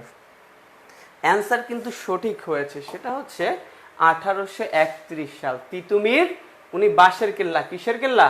বাঁশের কেল্লা নির্মাণ করেছে 1831 সালে। যদি প্রশ্ন করা হয় কোথায়, হোয়ার, কোথায় হচ্ছে এটা নির্মাণ করা হয়েছিল, কোথায় নির্মাণ করা হয়েছিল যদি জিজ্ঞেস করে, কোনো কারণ নাই, আমরা জানি সেটা নারিকেল বাড়িয়া। কোথায়? নারিকেল বাড়িয়া। সবাই দ্রুত একটু কমেন্ট করবো, সবাই দ্রুত কমেন্ট করবো, বাদ যাবে না একটু শেষ। নারিকেল বাড়িয়া টিজার না, তার কমেন্ট করবো না। সুচিন মন্ডল আকাশ, এই যে ভাই সচিন মন্ডল আকাশ, রাগ করলে কি হবে? কমেন্ট পড়ে দিয়েছি, কমেন্ট পড়ে দিয়েছি, কমেন্ট করতে হবে বেশি বেশি। আচ্ছা, সবাই একটু দ্রুত জানাই দাও, বাঙালির মুক্তির সনদ 6 দফা ঘোষণা করা হয় কত সালে? বাঙালির মুক্তির সনদ 6 দফা ঘোষণা করা হয় কত সালে? সবাই একটু দ্রুত। 1831 সাল, নিচে একটু দেখা যায়। আচ্ছা, আর দেখাবো না নিচেরটা। হ্যাঁ, এই রাকিবুল ইসলাম রিফাত বলতেছে নেটের জন্য আমার কমেন্ট যাচ্ছে না। না গেলে হবে, কমেন্ট আসতে হবে, কমেন্ট আসতে হবে। সৌরভ চন্দ্র মরিয়ম ইসলাম আমাদের সাথে যুক্ত আছেন। 1999 সালে 17 নভেম্বর, ইন্নালিল্লাহ, 1999 সালে 17 নভেম্বর বাঙালির মুক্তির সনদ 6 দফা। আল্লাহ, তোর মাথায় দূরে রোদের ঠাডা পড়বে না মোর মাথায় পড়বে, আল্লাহ ভালো জানে। আরিশা, তারপর হচ্ছে সুমাই আফরিন, সীমা, তারপর হচ্ছে তাইবা তাসনিম, মিথিলা, সবাই বলতেছে 1966, আর উনি বলছে 1999। 1999 সালে 17 নভেম্বর, 21 ফেব্রুয়ারি। বোন, আচ্ছা, তাহলে বাঙালির মুক্তির সনদ 6 দফা 1966। কয়ষট্টি? 1966। যদি প্রশ্ন করা হয় কোথায় উত্থাপন করা হয়েছিল 1966 6 দফাটা, কোথায় কোথায় কোথায় উত্থাপন করা হয়েছিল? সবাই একটু দ্রুত জানাই দাও তো, যেটা কোথায় বসে উত্থাপন করা হয়েছিল, এই 6 দফা দাবি কোথায় পেশ করা হয়েছিল? তাহলে তোমরা বলবা লাহোরে। কোথায়? লাহোরে। কিন্তু আমার প্রশ্ন সেটা না, আমার প্রশ্ন হচ্ছে 6 দফা দিবসটা কত তারিখ? 6 দফা দিবস কত তারিখে পালন করি? 6 দফা দিবসটা কত তারিখে? এই কমেন্ট করলাম পড়েন না কেন? তাহমিনা আক্তার তমা, তাহমিনা আক্তার তমা, তাহমিনা আক্তার তমা, অনেকবার পড়ে দিয়েছি বোন, অনেকবার পড়ে দিয়েছি। সবাই দ্রুত অ্যান্সার করো। কাজল আমাদের সাথে যুক্ত আছেন, ফরহাদ আহমেদ আমাদের সাথে যুক্ত আছেন, কিন্তু সঞ্জিতা পারভিন যুক্ত আছেন, সৌরভ যুক্ত আছেন। আচ্ছা, দিবস কত তারিখে? দিবস দিবস তাসকিয়া সুমি আমাদের সাথে যুক্ত আছেন। 16 নাম্বারটা কই? 16 নাম্বার মনে হয় তাহলে নাই, তাহলে তারিখটা হচ্ছে 7 জুন। কত জুন? 7 জুন। রাইট, আমরা 6 দফা দিবস পালন করি 7 জুন তারিখে। কত জুন? 7 জুন। পরবর্তী প্রশ্নটা একটু দেখি, এখানে কি 16 ছিল? ও আচ্ছা, তুমি এই যে 16-র অ্যান্সারটা করছিলা, এটা দেখা যায়, এই জন্য এইটার অ্যান্সার করছিলা। সরি, তুমি তো সঠিক অ্যান্সার করছো। আচ্ছা, 21 ফেব্রুয়ারি আন্তর্জাতিক মাতৃভাষা দিবস হিসেবে স্বীকৃতি দিয়েছে কত সালে? আমরা সবাই জানি যে 21 ফেব্রুয়ারিকে আন্তর্জাতিক মাতৃভাষা দিবস হিসেবে স্বীকৃতি দেওয়া হয়েছে কত সালে? সবাই একটু দ্রুত জানাই দেয়, দ্রুত। আমি ঠিক করছি ভাই, মরিয়ম ইসলাম। হ্যাঁ ঠিক আছে, আমি বুঝি নাই যে তুমি হচ্ছে ফাঁকে এই প্রশ্নটা দেখে ফেলেছিলা। আচ্ছা, তাহলে 1999 সালের তারিখও যদি বলতে বলে এক্সামিনার, তারিখ বলতে বললে পারবো না আমরা? অবশ্যই পারবো। 17 নভেম্বর। কত নভেম্বর? 17 নভেম্বর। তাহলে 21 ফেব্রুয়ারি আন্তর্জাতিক মাতৃভাষা দিবস হিসেবে ঘোষণা হয় 1999 সালের 17 নভেম্বর। বিষয়টা হচ্ছে এই ঘোষণাটা কোন সংস্থা দিয়েছিল? কোন সংস্থা 21শে ফেব্রুয়ারিটাকে আন্তর্জাতিক মাতৃভাষা দিবস হিসেবে স্বীকৃতি দিয়েছে? কোন সংস্থা? একটু দ্রুত বলো তো, কোন সংস্থা? কোন সংস্থা? কয়নেস্কো, কয়নেস্কো, ইউনেস্কো, রাইট, ইউনেস্কো 21শে ফেব্রুয়ারিটাকে আন্তর্জাতিক মাতৃভাষা দিবস হিসেবে স্বীকৃতি দিয়েছে 1999 সালের 17 নভেম্বর তারিখে। বলতে হবে এই 21শে ফেব্রুয়ারি দিনটা ছিল কি বার? কি বার ছিল? কি বার? 21শে ফেব্রুয়ারি দিনটা ছিল কি বার? শুক্র না, বৃহস্পতি। বৃহস্পতিবার ছিল। কি বার? 1952 সালের 21শে ফেব্রুয়ারি দিনটা ছিল বৃহস্পতিবার। ওকে ফাইন, পরবর্তী প্রশ্নে চলে যাব। এটা পড়েছি আমরা, আগরতলা ষড়যন্ত্র মামলা। কয়তলা? আগরতলা ষড়যন্ত্র মামলা দায়ের করা হয় কত সালে? আপনারা জানেন যে বাংলাদেশের যেসব নেতাকর্মীরা রয়েছে তাদেরকে হচ্ছে মামলা টামলা দিয়ে খালি থানায় ভরে দেওয়া হইতো। এ তো পূর্বপুরুষ থেকে পাওয়া, এখনো চলতেছে। আওয়ামী লীগের শাসন আমলে বিএনপির লোকজন বাসায় ঘুমাইতে পারে না, সব থানায় ঘুমাইছে। এখন যে সরকার হচ্ছে আমাদেরকে ছেড়ে চলে গিয়েছে, এখন আবার হচ্ছে দেখা গেছে যে আওয়ামী লীগের যারা হচ্ছে চেলাপেলা ছিল তারা এখন আর বাসায় ঘুমাইতে পারে না, তারা এখন থানায় ঘুমায়। আবার তারা যদি কোনোদিন আসতে পারে, তাদেরকে যারা দৌড়ের উপরে রাখছে তারা আবার থানায় ঘুমাবে। এরকমই চলতেছে। তো এটা আমাদের আগে থেকেই শিখেছি। 1968, 1968, 1968, 1968, রাইট। আর আমরা এইসব সাল অল্প কিছু জানি না, যে সালটা জানি ওটার আগা দন্ত একদম সব জানে। নিউরনের স্টুডেন্টরা সব পারে। কেমনে পারে? এই যে তারা কমেন্টও করা শুরু করে দিয়েছে। আগরতলা ষড়যন্ত্র মামলাটা দায়ের করা হয় 1968 সালে। যদি তারিখ বলতে বলে যে কত তারিখ ছিল, তাও বলতে পারবো যে 3 জানুয়ারি। কত জানুয়ারি? 3 জানুয়ারি। 3 জানুয়ারি 1968 আগরতলা ষড়যন্ত্র মামলা দায়ের করা হয়। যদি বলা হয় যে এটা কোথায় দায়ের করা হয়েছিল, কোথায়? আপনারা একটু বলেন তো যে আগরতলা ষড়যন্ত্র মামলাটা কোথায় দায়ের করা হয়েছিল? কোন থানায়? কোন থানায়? ঢাকাতে। আগরতলা ষড়যন্ত্র মামলা দায়ের করা হয় ঢাকাতে। যদি বলা হয় বঙ্গবন্ধু সহ আসামি কতজন ছিল, একটা মামলায় তো আসামি না দিলে তো মামলা করতে পারবেন না, আসামি তো লাগবে। আসামি কতজন ছিল? 2 জন নাকি 3 জন? আসামি কতজন? 35 জন। তাহলে আগরতলা ষড়যন্ত্র মামলা আসামি ছিল 35 জন। মামলাটা হয়েছিল 1968 সালে, তারিখটা ছিল 3 জানুয়ারি তারিখে। আর মামলাটা যে জায়গাটায় করা হয়েছিল সেই জায়গাটার নাম হচ্ছে ঢাকা। কয়কা? ঢাকা। ওকে, পরবর্তী প্রশ্নটা একটু দেখি যে শহীদ আসাদ দিবস পালিত হয় কত তারিখে? পারবেন আপনারা? পারার কথা। শহীদ আসাদ দিবস পালিত হয় কত তারিখে? সবাই একটু দ্রুত জানাই দিব। যারা কমেন্ট করি একটু ফাস্ট কমেন্ট করবো, একটু ফাস্ট কমেন্ট করবো আমরা। কারিমুর রহমান রুমান আমাদের সাথে যুক্ত আছেন, মিত্রিকা মুন আমাদের সাথে যুক্ত আছেন, এমডি মনি সরকার। আর কেউ আগে কমেন্ট করবে না? ওকে, ওই কেউ আমার আগে কমেন্ট করবা না। মনি সরকার থ্রেড দিয়ে দিয়েছে, কেউ ওর আগে কমেন্ট করো না প্লিজ। হ্যাঁ, আচ্ছা। তারপর হচ্ছে নাসরিন ইসলাম নিশাদ আমাদের সাথে যুক্ত আছেন, মার্জি আক্তার আমাদের সাথে যুক্ত আছেন, কিন্তু তানবিহা আমাদের সাথে যুক্ত আছেন, নুসরাত জেরি আমাদের সাথে যুক্ত আছেন, লিমা গোমেজ ভাইয়া জানা নাই জানবো। শহীদ আসাদ, শহীদ আসাদ জিনিসটা মনে রাখবা। শহীদ আসাদ, আপনাদের নার্সিং পরীক্ষায় প্রশ্ন আসছে শহীদ আসাদ উনি হচ্ছে কিসের শহীদ? এই শহীদ আসাদ আপনারা জানি যে 1969 একটা গণ অভ্যুত্থান হয়েছিল বাংলাদেশে। এই গণ অভ্যুত্থানের প্রথম শহীদ হচ্ছে শহীদ আসাদ। 1969 গণ অভ্যুত্থানের প্রথম শহীদের নাম হচ্ছে শহীদ আসাদ। এই শহীদ আসাদ শহীদ হয়েছিল 20 জানুয়ারি তারিখে। কত জানুয়ারি তারিখে? 20 জানুয়ারি তারিখে। যার কারণে এই 20 জানুয়ারি তারিখটা শহীদ আসাদ দিবস পালন করা হয়। শহীদ আসাদ দিবস পালন করা হয়। তাহলে মনে রাখবেন, আপনারা সবাই মনে রাখবেন, 20 জানুয়ারি হচ্ছে শহীদ আসাদ দিবস। কত জানুয়ারি? 20 জানুয়ারি। কি দিবস? শহীদ আসাদ দিবস। যারা জানতেন না সবাই একটু লেখেন 20 জানুয়ারি, 20 জানুয়ারি, 20 জানুয়ারি। এখন এই আপনাদের নার্সিং এ পরীক্ষা আসছে, এই যে সংসদ ভবনের পাশে আপনাদের আছে হচ্ছে আসাদ গেট।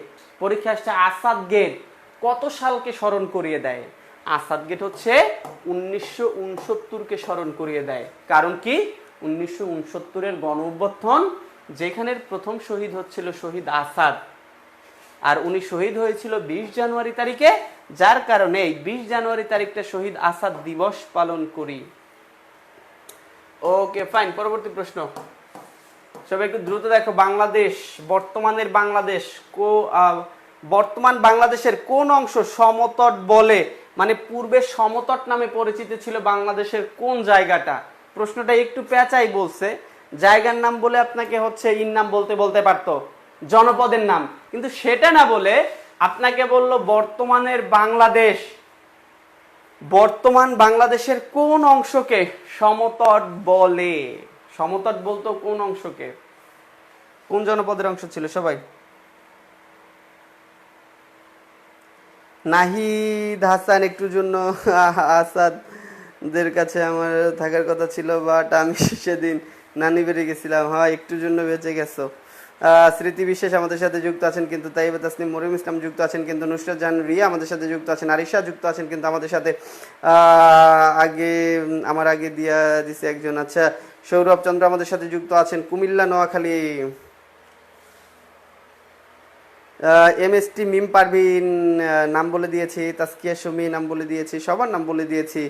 এই যে আরাফা রহমান আমাদের সাথে যুক্ত আছেন কিন্তু আরো জেরিন শিমলা। আচ্ছা, তারপর হচ্ছে মিম আমাদের সাথে যুক্ত আছেন, রাসেল আহমেদ, রাইসা আহমেদ সাদিয়া, অনেক বয়স হয়েছে তো নাম একটু ভুল পড়ি। তারপর হচ্ছে আরাত্রিকা রিয়া ভাইয়া কমেন্ট পড়ে দিয়েছি, সাবিয়া খাতুন কমেন্ট পড়ে দিয়েছি, আমেনা ইসলাম কমেন্ট পড়ে দিয়েছি বোন। তারপর হচ্ছে মাতুল আনা কমেন্ট পড়ে দিয়েছি বোন, মনিয়ামণি। তারপর হচ্ছে কে আছি, সুমাইয়া আক্তার আমাদের সাথে যুক্ত আছি। তারপর হচ্ছে রোশন আরা মলি আমাদের সাথে যুক্ত আছেন, আমির হামজা যুক্ত আছেন। ভাই আমি কি নাই? আছো তো আশামণি। নাহিদ হোসেন আমাদের, হ্যাঁ দেখেছি ভাই। ফারিয়া ইসলাম, তারপর হচ্ছে ইনশা জান্নাত আমাদের সাথে যুক্ত আছেন কিন্তু সবাই, প্রত্যেকটাই হচ্ছে আমাদের কলিজার ভাই বোন, তোমরা যারা হচ্ছে অনলাইনে ক্লাস করো। আর সব থেকে বড় কথা হচ্ছে তোমরা যারা অনলাইন প্ল্যাটফর্মে ক্লাস করো, তোমাদের হচ্ছে সাধারণ জ্ঞান নিয়ে হচ্ছে টেনশন করতে হবে না ইনশাল্লাহ, যদি সব ক্লাসগুলো করো ভালো একটা প্রিপারেশন হবে। তো আমরা জানি বর্তমানে কুমিল্লা এবং নোয়াখালী এরা ছিল সমতট জনপদের অংশ। তাহলে সমতটে ছিল হচ্ছে কুমিল্লা এবং নোয়াখালী, রাজশাহী বগুড়া ছিল বরেন্দ্র, চট্টগ্রাম আমরা সবাই জানি, চট্টগ্রাম এবং হচ্ছে সিলেট এরা ছিল প্রাচীন হরিকেল জনপদের অংশ। কয়কেল? হরিকেল। তাহলে হরিকেলে ছিল হচ্ছে চট্টগ্রাম এবং সিলেট, কুমিল্লা নোয়াখালী ছিল সমতট জনপদে। ওকে, পরবর্তী প্রশ্নে যারা এখন পর্যন্ত আজকে লাইভ ক্লাসটা শেয়ার করে নেই, সবাই একটু দ্রুত শেয়ার করে দিব। তোমরা শেয়ার করো না কেন? এই জিনিসটাতে ভালো লাগে না আমার। তোমাদের জন্য কোনো দোয়া নাই, তোমার জন্য কোনো কথা নাই। আজকে বেসিক্যালি আসলে শরীরটা অনেক খারাপ ছিল, তোমরা আসলে বুঝবা না যে আজকে কতটা অসুস্থ ছিলাম, বাট তারপরেও চিন্তা করলাম অনেকদিন ধরে আসা হয় না। আদিবা সুলতানা, আমরা ব্রাহ্মণবাড়িয়ার ভাই আছি, আমাদের দুইজনের নাম বলেন। হামিদা আক্তার, তোমার নাম বলে দিয়েছি ভাই, আমি ব্রাহ্মণবাড়িয়ার লোকজনকে অনেক ভয় পাই। তোমরা যারা ব্রাহ্মণবাড়িয়ার আছো তারা আগে কমেন্ট করো ভাই, তোমাদের কমেন্টগুলো আগে আমি পড়ে দেই।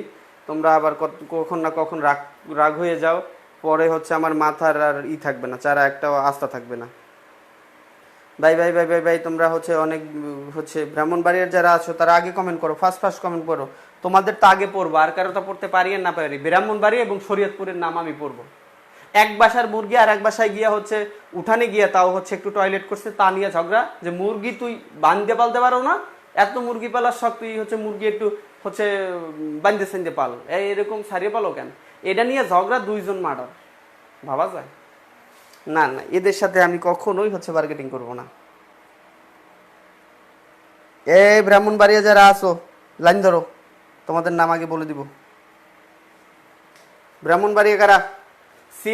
সিলেট প্রাচীন কোন জনপদের অংশ ছিল? প্রশ্নের অ্যান্সার দিয়েছ। সিলেট কোন জনপদের অংশ ছিল? হরিকেলে শুধু কি সিলেট ছিল? সিলেট যদি না এসে যদি বলে চট্টগ্রাম, যে চট্টগ্রাম কোন জনপদের অংশ ছিল প্রাচীন? দুইটাই ছিল হরিকেলে, সিলেট এবং চট্টগ্রাম এই দুইটাই ছিল হচ্ছে হরিকেলে। সমতটে কারা ছিল? সমতটে ছিল কুমিল্লা এবং হচ্ছে নোয়াখালী, এই দুইটা ছিল সমতটে। পুণ্ড, বাংলাদেশের সব থেকে প্রাচীন জনপদের নাম হচ্ছে পুণ্ড, যেটা হচ্ছে বাংলাদেশের প্রথম জনপদ অথবা সব থেকে প্রাচীন জনপদ, নাম কি তার? পুণ্ড। বগুড়া, নাম শুনছেন? বগুড়া, এই বগুড়ার মহস্থানগড় নাম শুনছেন? মহস্থানগড় এই পুণ্ড জনপদের অংশ। কোন জনপদের অংশ? পুণ্ডের অংশ। বঙ্গে আছে কারা কারা? বঙ্গ থেকে মনে রাখবেন, বৃহত্তম ঢাকা জেলা বঙ্গ জনপদের অংশ ছিল। আর কার কার ছিল বঙ্গে? বঙ্গে ছিল ফরিদপুর, বঙ্গে ছিল বরিশাল, এগুলো হচ্ছে বঙ্গ জনপদের অংশ। তাহলে যে জিনিসটা আপনারা সবাই মনে রাখবেন, বঙ্গে হচ্ছে ঢাকা, এখান থেকে বারবার ঢাকা নামটাই আসে। পুণ্ড থেকে মনে রাখবেন বাংলাদেশের সর্বপ্রাচীন জনপদ, সর্বপ্রাচীন জনপদ। সমতট থেকে মনে রাখবেন এখানে হচ্ছে কুমিল্লা এবং নোয়াখালীর বসবাস। পূর্বের কুমিল্লা এবং নোয়াখালী কোন জনপদের অংশ ছিল? সমতট জনপদের অংশ ছিল। যদি বলে হরিকেলে কারা কারা ছিল, তাহলে অবশ্যই সিলেট এবং চট্টগ্রাম। কয় গ্রাম? চট্টগ্রাম। ওকে, পরবর্তী প্রশ্নে চলে যাব একটু। বাংলার প্রথম স্বাধীন ও সার্বভৌম রাজা হলেন কেডা? এটা একটু কই দাও তাড়াতাড়ি। ভাইয়ার উপর গেলাম না, আল্লাহু আকবার। হাফস কি লাগছে? হাফসা ফিরদৌস, গুজব রটাচ্ছ ভাইয়া? তাহলে আমি কমেন্ট করব না। আরাত্রিকারিয়া, কেন কমেন্ট করবো না? অবশ্যই কমেন্ট করতে হবে। দ্রুত দ্রুত দ্রুত দ্রুত আরাত্রিকা রিয়া দ্রুত কমেন্টে জানাই দাও। সুমাইয়া আক্তার আমাদের সাথে যুক্ত আছেন ময়মনসিংহ। তানিয়া ইসলাম যুক্ত আছেন কিন্তু। শানজিদা পারভিন যুক্ত আছেন কিন্তু। তারপর হচ্ছে প্রীতু মিম আমাদের সাথে যুক্ত আছেন। আচ্ছা, সুমাইয়া আফরিন যুক্ত আছেন কিন্তু আমাদের সাথে। আচ্ছা, কি বলেছে? বাংলাদেশের প্রথম স্বাধীন সার্বভৌম রাজাকে আমরা সবাই জানি, এর নাম হচ্ছে রাজা শশাঙ্ক। এবং আমার প্রত্যেকটা ভাই বোন এটা সঠিক অ্যান্সার জানে, রাজা শশাঙ্ক। মজার বিষয় হচ্ছে রাজা শশাঙ্ক বাংলার যে জনপদের রাজা ছিল সেই জনপদটার নাম হচ্ছে গৌড়। জনপদের নাম কি? গৌড়। আর এই গৌড়টা যখন হচ্ছে বাংলার সব থেকে প্রাচীন জনপদ ছিল, এই গৌড়ের রাজধানীর নাম কি ছিল আপনারা বলতে পারবেন? আমার ভাই বোন নিউরনের যারা স্টুডেন্ট আছে এবং যারা অনলাইন ক্লাস করে প্রত্যেকে বলতে পারবে। সেটা হচ্ছে গৌড়ের রাজধানীর নাম ছিল কর্ণ সুবর্ণ। কি ছিল? কর্ণ সুবর্ণ। গৌড়ের রাজধানীর নাম ছিল কর্ণ সুবর্ণ। আর গৌড়ের একজন স্বাধীন রাজা ছিল, যেই স্বাধীন রাজার নাম হচ্ছে রাজা শশাঙ্ক। আর উনি শুধু গৌড়েরই স্বাধীন রাজা না, উনি হচ্ছে বাংলার প্রথম স্বাধীন রাজা। বাংলার প্রথম স্বাধীন রাজা। কিছু বলবেন? আচ্ছা, তাহলে বাংলার প্রথম স্বাধীন রাজা। ওকে, পরবর্তী প্রশ্নে চলে যাব। বাংলাদেশের প্রাচীন জাতি, আমাদের বাঙালি জাতিদেরকে কি জাতি বলা হয় জানেন? সংকর জাতি বলা হয়, মিশ্র জাতি বলা হয়। আচ্ছা, তো এখানের প্রশ্নটা হচ্ছে বাংলাদেশের প্রাচীন জাতি কোনটা? বাংলাদেশের প্রাচীন জাতি কোনটা? সবাই দ্রুত। ব্রাহ্মণবাড়িয়া ভাই বোনরা হাজিরা দিয়ে যাও। আচ্ছা, কর্ণ সুবর্ণ না, ওদের জন্য হচ্ছে অনেক অনেক দোয়া এবং শুভকামনা থাকবে। আল্লাহ ওদেরকে সহি বুঝদান করুক, ওরা হচ্ছে সামনের দিকে আরো বেশি আগায় যাক, কিন্তু এই মারামারির পথটা পরিহার করুক। ব্রাহ্মণবাড়িয়া প্লাস হচ্ছে শরীয়তপুর, দুই গ্রুপই কিন্তু হচ্ছে কারো থেকে কেউ কম যায় না। দ্রুত দ্রুত দ্রুত দ্রুত।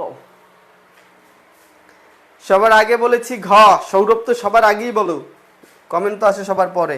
পূজা বারোই আমাদের সাথে যুক্ত আছেন, নিষ্ঠজন রিয়া আমাদের সাথে যুক্ত আছেন, তারপর হচ্ছে রেণুকা পারভিন আমাদের সাথে যুক্ত আছেন, তানবিহা আমাদের সাথে যুক্ত আছেন।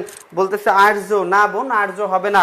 বাংলাদেশের সর্বপ্রাচীন জাতি যদি বলা হয় তাহলে আর্য বইলো না, তোমরা হচ্ছে বলবা সবাই দ্রাবিড়। বাংলাদেশের সব থেকে প্রাচীন জাতির নাম হচ্ছে দ্রাবিড়। সব থেকে প্রাচীন জাতি কি? দ্রাবিড়। দ্বারা আর্য বলছো, পুণ্ড বলছো, মঙ্গ বলছো, সব বাদ দিয়া এখন একটু দ্রাবিড় দ্রাবিড় হচ্ছে জিকির করো। দ্রাবিড় দ্রাবিড় দ্রাবিড়।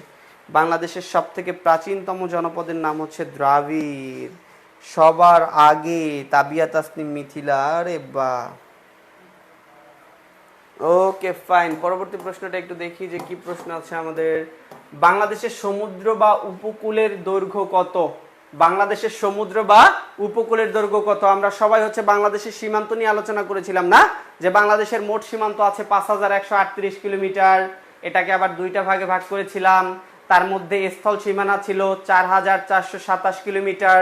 এই স্থল সীমান্তটাকে আবার দুইটা ভাগে ভাগ করেছিলাম, একটা হচ্ছে ভারতের সাথে আর একটা হচ্ছে মিয়ানমারের সাথে।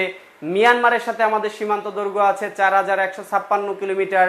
যদি প্রশ্ন করা হয় ভারতের সাথে সীমান্ত আছে 4156 কিলোমিটার, আর মিয়ানমারের সাথে আছে 271 কিলোমিটার।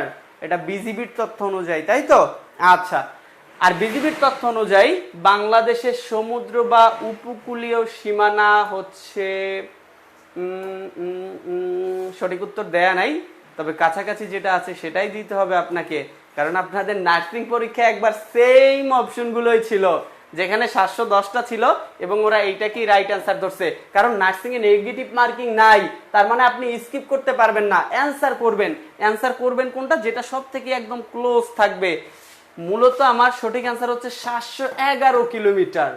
এখন বিষয়টা হচ্ছে 711 কিলোমিটার তারা অপশনে দেয় নাই, তাহলে ক্লোজ আছে 710, এটাকে ওরা সঠিক অ্যান্সার নিয়েছিল। তো এইটা এখন আপনাকে এইটা বলতে হবে, আপনি যতই সঠিকটা জানেন কাজ হবে না এখানে এটা। ওকে, পরবর্তী প্রশ্নটা একটু দেখি। ব্লু ইকোনমি কোন বিষয়ের সাথে সম্পর্কিত? ব্লু ইকোনমি, ব্লু মানে নীল, আর ইকোনমি মানে হচ্ছে চাষবাস করলেই তো অর্থনীতির উন্নতি হবে। তার মানে এটা কি অর্থনীতি, চাষ, নাকি সমুদ্র অর্থনীতি, নাকি সবুজ বিপ্লব, নাকি বিশ্বায়ন? ব্লু ইকোনমি কতবার পরীক্ষা আসছে হিসেব নাই, মোস্ট ইম্পর্টেন্ট একটা প্রশ্ন, যে ব্লু ইকোনমি কোন বিষয়ের সাথে সম্পৃক্ত?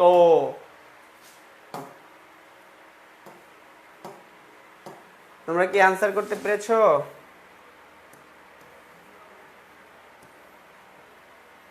দেখবো এটার সঠিক অ্যান্সার কে আগে করে। ব্লু ইকোনমি, এটার অ্যান্সার কে আগে করে? সবাই সবাই একটু দ্রুত দ্রুত দ্রুত দ্রুত অ্যান্সারটা জানাই দিব।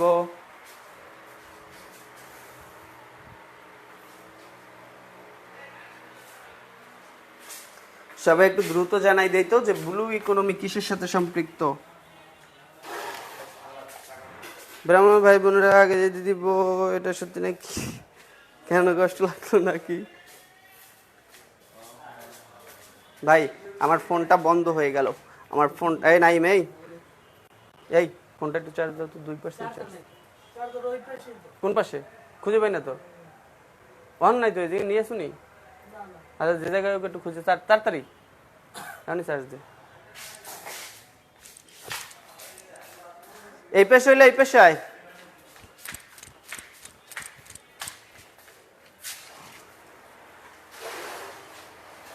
তোমরা কি আছো? আমি একটু ক্লাস থেকে অনেক দূরে গেছিলাম, অনেক দূরে বলতে এক রুম থেকে আর এক রুমে। তোমরা কি আমার ভয়েস শুনতে পেরেছো? একটু সত্যি সত্যি কথা বলো তো, যে আমার ভয়েস কি তোমরা শুনতে পাইছো কিনা। তোমাদের সাথে যুক্ত হয়ে যাই। ব্লু ইকোনমি তোমরা কে কি বলেছো? ব্লু ইকোনমি তোমরা কে কি বলেছো দেখি তো প্রিয় ভাই বোন আমার, কে কি অ্যান্সার করেছো? ব্লু ইকোনমি সমুদ্র অর্থনীতি। আরে বাহ, তোমরা সবাই ব্রিলিয়ান্ট, সবার চান্স হয়ে যাবে। সমুদ্র অর্থনীতি রাইট, এটা যারা অ্যান্সার করেছে সবাইকে অসংখ্য ধন্যবাদ। ব্লু ইকোনমি মানে হচ্ছে সমুদ্র অর্থনীতি, সমুদ্র অর্থনীতি। পরবর্তী, কুমিল্লার পুরাতন নাম কি ছিল? কুমিল্লার পুরাতন নাম কি ছিল? কুমিল্লা, কুমিল্লা, কুমিল্লা লাগবে, কারণ রিসেন্টলি যে বন্যা হয়েছে, এই বন্যায় কুমিল্লা নোয়াখালী ক্ষতিগ্রস্ত হয়েছে। তার মানে কুমিল্লাকে হচ্ছে ভালোভাবে আমাদেরকে শিখতে হবে। কুমিল্লা পুরাতন কি নামে পরিচিত ছিল? কি বলছি বলেন তো আপনারা, যে আমার কথা শুনছেন আমি কি বলছি? আমার ফোনে চার্জ নাই, আমি সেটাই বলেছি।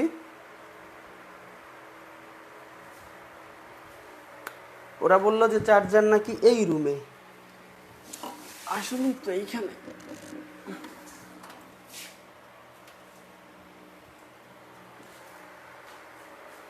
সবাই একটু দ্রুত জানাই দেন আমাকে, কুমিল্লার পুরাতন নাম কি? সবাই সঠিক বলতেছে যে ঘ হবে, ঘ হবে, ঘ হবে, ত্রিপুরা। রাইট। একটা জিনিস মনে রাখবেন, কুমিল্লার পুরাতন নাম তো ত্রিপুরা, এটা তো অবশ্যই মাস্ট বি সঠিক অ্যান্সার। এবং যদি প্রশ্ন করা হয় কুমিল্লা পূর্বে পূর্বে ভারতের কোন রাজ্যের অংশ ছিল, ভারতের কোন রাজ্যের অংশ ছিল, তাহলেও এই ত্রিপুরাই হবে। তাহলে কি হবে? এই ত্রিপুরাই হবে, কারণ কুমিল্লা পূর্বে ভারতের ত্রিপুরা রাজ্যের অংশ ছিল, যার কারণে কুমিল্লার পুরাতন নাম ছিল ত্রিপুরা। ওকে ফাইন, পরবর্তী প্রশ্নটা দেখি, বাংলাদেশের প্রথম জাদুঘরের নাম কি? এখন যে প্রশ্নগুলো একটু সহজ সহজ আছে, সবাই একটু দ্রুত অ্যান্সার করে দিব যে কুমিল্লার পুরাতন নাম কি। কুমিল্লার গেল, কুমিল্লার পরে হচ্ছে আমরা দেখব কোনটা, বাংলাদেশের প্রথম জাদুঘরের নাম কি? মিথিলা ইয়াসমিন রোমা আমাদের সাথে যুক্ত আছেন, তারপর হচ্ছে কায়াফিয়া আক্তার আমাদের সাথে যুক্ত আছেন, মিথিলা ইসলাম যুক্ত আছেন, শাবনুর আমাদের সাথে কিন্তু যুক্ত আছেন, আমির হামজা যুক্ত আছেন কিন্তু, তারপর হচ্ছে ইনশিয়া আমাদের সাথে যুক্ত আছেন কিন্তু, আমির হামজা যুক্ত আছেন, ইশরাত ঐশী আমাদের সাথে যুক্ত আছেন, সুমনা সরকার ইন্নে আমাদের সাথে যুক্ত আছেন, তারপর হচ্ছে মেহজাবিন মিশু আমাদের সাথে যুক্ত আছেন। আচ্ছা, নাহিদ হাসান বলতেছে বরেন্দ্র জাদুঘর, রাইট। বাংলাদেশের প্রথম যে জাদুঘর হচ্ছে নির্মিত হয়েছিল এটার নাম হচ্ছে বরেন্দ্র জাদুঘর, যেটার অবস্থানটা হচ্ছে রাজশাহীতে। কয় শাহী? রাজশাহী। আর এই বরেন্দ্র জাদুঘরটা তৈরি হয়েছিল 1910 সালে। কত সালে? 1910 সালে। বারবার আসছে, বাংলাদেশের প্রথম জাদুঘর নির্মিত হয় কত সালে? 1910 সালে। সেটার নাম কি? বরেন্দ্র জাদুঘর। অবস্থানটা কোথায়? রাজশাহীতে। জাতীয় জাদুঘর অবস্থানটা কোথায়? শাহবাগে। কোন বাগ? শাহবাগ। ওকে, আর যে দুইটা আছে এটা আপনারা জানেন। আচ্ছা, এটা বলেন বাংলাদেশের সর্বপ্রাচীন জাতি হচ্ছে, এটা আমরা এতক্ষণে পড়ে দিয়েছি যে বাংলাদেশের সর্বপ্রাচীন জাতি হচ্ছে দ্রাবিড়। কিন্তু প্রশ্ন হচ্ছে বাঙালিদের, মানে এই যে আমরা যে বাঙালি, এই বাঙালিদের প্রধান অংশ, প্রশ্ন হচ্ছে এটা যে বাঙালিদের প্রধান অংশ গড়ে উঠেছে কোন জাতি থেকে? গড়ে উঠেছে কোন জাতি থেকে? একটু দ্রুত বলেন তো, যে বাঙালিদের প্রধান অংশ গড়ে উঠেছে কোন জাতি থেকে? এখান থেকে অ্যান্সার করেন, চারটা প্রশ্নের মধ্যে থেকে অ্যান্সার করেন, মোস্ট ইম্পর্টেন্ট একটা প্রশ্ন। নাজমুল এইস খান, দর্শক হয়ে লাভ নাই, কমেন্ট যুদ্ধে ঝাঁপ দিয়া পড়ো, কমেন্ট যুদ্ধে ঝাঁপ দিয়া পড়ো। দ্রাবিড় দ্রাবিড় দ্রাবিড়। আচ্ছা, বাঙালিদের প্রধান অংশ গড়ে উঠেছে। আরিনা আহমেদ, তৃষা, মনীষ সরকার আমাদের সাথে যুক্ত আছেন, সবাই হচ্ছে সঠিক অ্যান্সার করেছে। সবাই বলছে অস্ট্রিক, রাইট। বাঙালিদের প্রধান অংশ গড়ে উঠেছে অস্ট্রিক জাতি থেকে, কিন্তু এই অস্ট্রিক জাতি বাংলাদেশের সব থেকে প্রাচীনতম জাতি না। সব থেকে প্রাচীনতম জাতি যদি বলে তাহলে হচ্ছে দ্রাবিড়। বাংলাদেশের সর্বপ্রাচীন জাতির নাম দ্রাবিড়, কিন্তু এই অস্ট্রিক জাতি হচ্ছে বাঙালি জাতির প্রধান অংশ গড়ে উঠেছে। আর বাঙালি হচ্ছে সংকর জাতি। যদি বলা হয় বাঙালিদের কি জাতি বলা হয়, কি জাতি বলা হয়, তাহলে হচ্ছে বাঙালিদের বলা হয় সংকর জাতি। পরবর্তী প্রশ্নটা একটু দেখি, কুমিল্লা নোয়াখালী প্রাচীন কোন জনপদের অংশ ছিল? এটা আমরা জানি ইতিমধ্যে। ইবনে বাতুতা কার শাসনামলে বাংলাদেশে ছিল? এগুলো রিপিট হয়েছে। আচ্ছা, মুক্তিযুদ্ধের সময় মুজিবনগর কত নাম্বার সেক্টরের অধীনে ছিল? সবাই দ্রুত জানাই দিবা যে মুক্তিযুদ্ধের সময় মুজিবনগর কত নাম্বার সেক্টরের অধীনে ছিল? আচ্ছা, দেব ইসলাম দিন আমাদের সাথে যুক্ত আছেন, সবাই একটু দ্রুত একটু জানাই দেন তো, আপনারা সবাই একটু দ্রুত কমেন্টের মাধ্যমে জানাই দেন তো যে কে কোথা থেকে যুক্ত আছি, কে কোথা থেকে যুক্ত আছি, সবাই একটু এটা আগে জানাবেন। 31-এ সবাই বলতেছে 8 কে কোথা থেকে যুক্ত আছে? প্রিয় ভাই বোন আমার, কে কোথা থেকে যুক্ত আছে একটু কাইন্ডলি জানাবো। উম্মে কুলসুম কে আমাদের সাথে যুক্ত আছেন, সালাম জানিয়েছেন, ওয়ালাইকুম আসসালাম। সিরাজুম মুনিরা বলেছেন 8 নাম্বার সেক্টর। বাট তার আগে আমরা যেটা জানাবো সেটা হচ্ছে কে কোথা থেকে যুক্ত আছি আমরা। ওয়াকিয়া জান্নাত বলেছেন আমি ময়মনসিংহ থেকে। বোন, তুমি জানাবা যে তুমি ময়মনসিংহে হচ্ছে কোথাও কোনো কোচিং করো কিনা, এটা হচ্ছে ফার্স্টে জানাবা যে কোনো কোচিংয়ে আছো কিনা। ওয়াকিয়া জান্নাত। তারপর হচ্ছে আমি খাগড়াছড়ি থেকে আছি। আরমিনা আক্তার, আচ্ছা। ইশরাজান রিয়া ঢাকা থেকে, আচ্ছা। রাজীব মণ্ডল রাজশাহী থেকে, খুব ভালোভাবে চিনি। পূজা বারোই হচ্ছে ময়মনসিংহ থেকে। পূজা বারোই যেটা জানাবা যে তোমরা হচ্ছে আমার যে হচ্ছে জিকে নাইম ভাইয়া যে হচ্ছে ইটা আছে মেসেঞ্জার গ্রুপ, যেখানে ক্লাস শুরুর সাথে সাথে মেসেঞ্জারে হচ্ছে লিঙ্কটা দেওয়া হয়, সেই পার্সোনাল গ্রুপে আছো কিনা। যদি না থাকো তাহলে অবশ্যই সবাই জিকে নাইম ভাইয়া লিখে সার্চ দিবা, জিকে নাইম ভাইয়া লিখে সার্চ দিলেই কিন্তু চলে আসবে। জিকে নাইম ভাই লিখে সার্চ দিলে ওইখানে হচ্ছে চলে আসলে সাথে সাথে করে ওইখানে বলবা যে ভাই আপনি মেসেঞ্জার গ্রুপে অ্যাড করে দিয়েন। পূজা বারোই জানাবা যে ময়মনসিংহ নার্সিং কোচিংয়ে কোনো হচ্ছে পড়ো কিনা। দিন ইসলাম দিন বলেছেন আমি যাত্রাবাড়ি থেকে, ইশরাত ঐশী ঢাকা, ময়মনসিংহ থেকে, সিলেট সুনামগঞ্জ থেকে, তমা কোনো কোচিংয়ে আছো কিনা সেটা জানাবা। তোমরা নামের সাথে সাথে হচ্ছে কোন কোচিংয়ে সেটা একটু বলবা। যাত্রাবাড়ি থেকে মিত্রিকা মন আমাদের সাথে যুক্ত আছেন। ইসলাম হোসেন বলতেছে হচ্ছে সাভার থেকে। ইসলাম হোসেন কোন কোচিংয়ের, কোন কোচিং থেকে কিনা সেটা বলবা। সুমাইয়া আক্তার বলেছেন ময়মনসিংহ থেকে। ময়মনসিংহের অনেকে, পূজা বারোই ভাই ময়মনসিংহের মুন্সিগঞ্জ কোথাও কোচিং করো কিনা সেটা বলবা।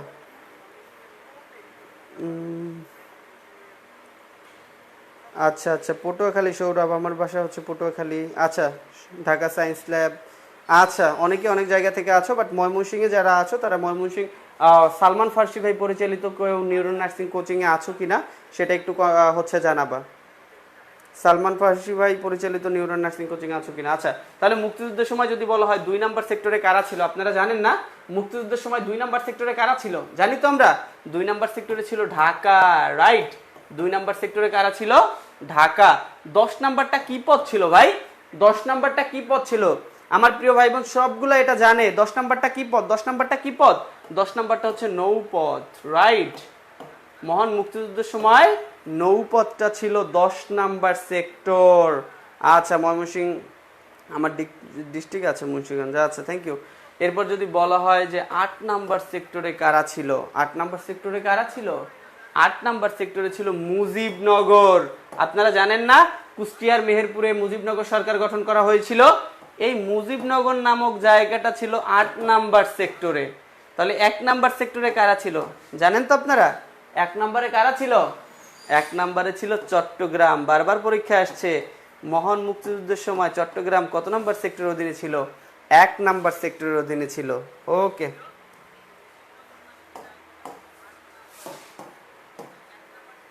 মহান মুক্তিযুদ্ধ অবদানের জন্য কতজনকে বীর উত্তম উপাধি দেয়া হয়েছে?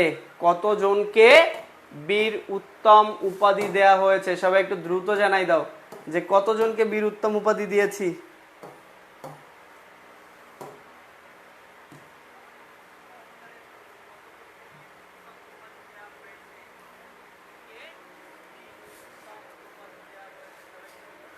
ইভা আক্তার আমাদের সাথে যুক্ত আছেন, মিথিলা ইসলাম রোমা আমাদের সাথে যুক্ত আছেন, সিরাজুল মনিরা আমাদের সাথে যুক্ত আছেন, তাইবা তাসনিম মিথিলা যুক্ত আছেন, কিন্তু মিথিলা ইসলাম যুক্ত আছেন, নাহিদ হোসেন আমাদের সাথে কিন্তু যুক্ত আছেন, নুসরাত জাহান রিয়া যুক্ত আছেন। সবাই বলতেছে আগে দিয়েছি, আগে দিয়েছি।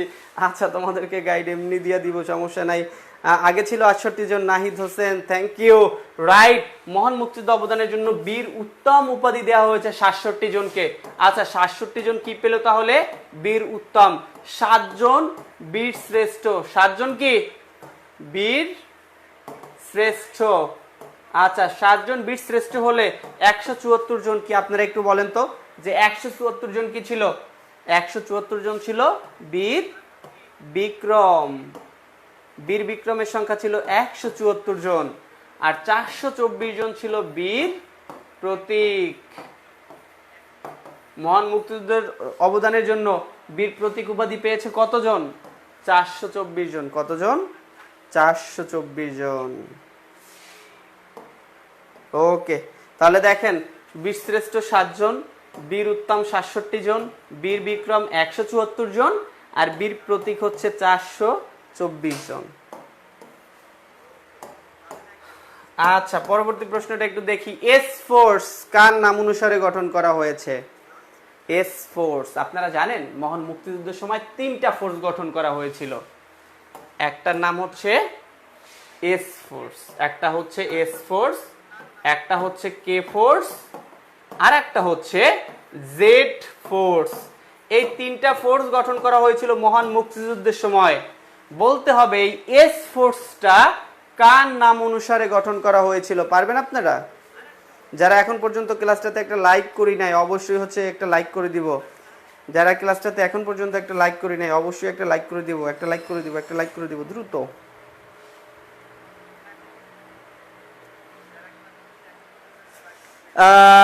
ইশরাত হাবিবা বলতেছে হচ্ছে গ হবে, গ হবে। মিথিলা, নিষ্ঠজাহান, নিশা, মেঘলা আকাশ আমাদের সাথে যুক্ত আছেন, নিষ্ঠজাহান, ইশরাত যে অহনা আমাদের সাথে যুক্ত আছেন। ইভা বলেছেন হচ্ছে শফিউল্লাহ, মেজর শফিউল্লাহ। আচ্ছা, শফিউল্লাহ কেন হইলো? মেজর শফিউল্লাহর নামের শুরুতে এস আছে এই জন্য। আচ্ছা, মেজর শফিউল্লাহর নাম অনুসারে এস ফোর্স, রাইট অ্যান্সার। তাহলে এস ফোর্স যাবে মেজর শফিউল্লাহর নামের এখানে। এখন বলতে হবে কে ফোর্স নাম কি? কে ফোর্স কার নাম অনুসারে গঠন করা হয়েছিল? এইখান থেকে অ্যান্সার করেন, এইখান থেকে অ্যান্সার করেন। কে ফোর্স কার নাম অনুসারে গঠন করা হয়েছে? S force. আপনাদেরকে এইখান থেকে ওই যে ছোটবেলায় পড়ছেন না, টেবিল মিলাইতে হবে দাগ দিয়া দাগ দিয়া, এইটাকে মিলাইলেন এস ফোর্স এইখানে। এবার হচ্ছে এইখান থেকে একটা দাগ দিয়ে এই যে কে ফোর্সে মিলান, যে কে ফোর্স কি হবে? কে ফোর্স, কে ফোর্স সবাই দ্রুত জানাই দিব যে কে ফোর্স কার নাম অনুসারে গঠন করা হয়েছিল?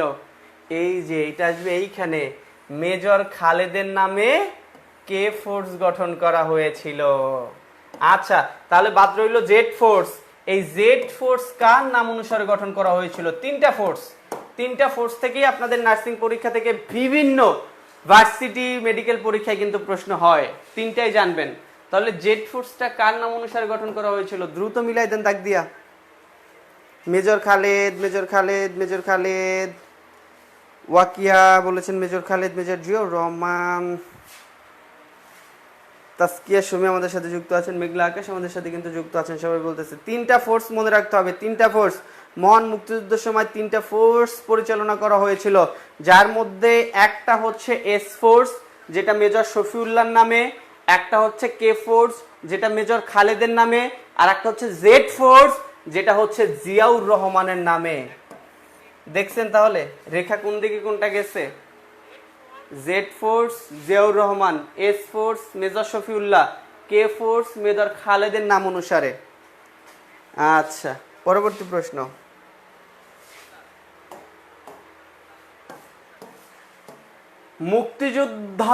মুক্তিযোদ্ধা কাকুন বিবি কোন সম্প্রদায়ের ছিল? ওকে, মোস্ট ইম্পর্টেন্ট একটা প্রশ্ন। আপনারা জানেন যে একমাত্র নারী উপজাতি, কয় মাত্র? একমাত্র, একমাত্র নারী উপজাতি, উপজাতি উনি হচ্ছে নাম তার কাকুন বিবি। এই কাকুন বিবি মহান মুক্তিযুদ্ধ অবদানের জন্য বীর প্রতীক উপাধি পেয়েছিল। কি উপাধি? বীর প্রতীক উপাধি পেয়েছিল। বলতে হবে এই কাকুন বিবি কোন সম্প্রদায়ের ছিল? কাকুন বিবি কোন সম্প্রদায়ের ছিল? গারো নাকি খাসিয়া নাকি চাকমা নাকি মারমা? কোন উপজাতির ছিল?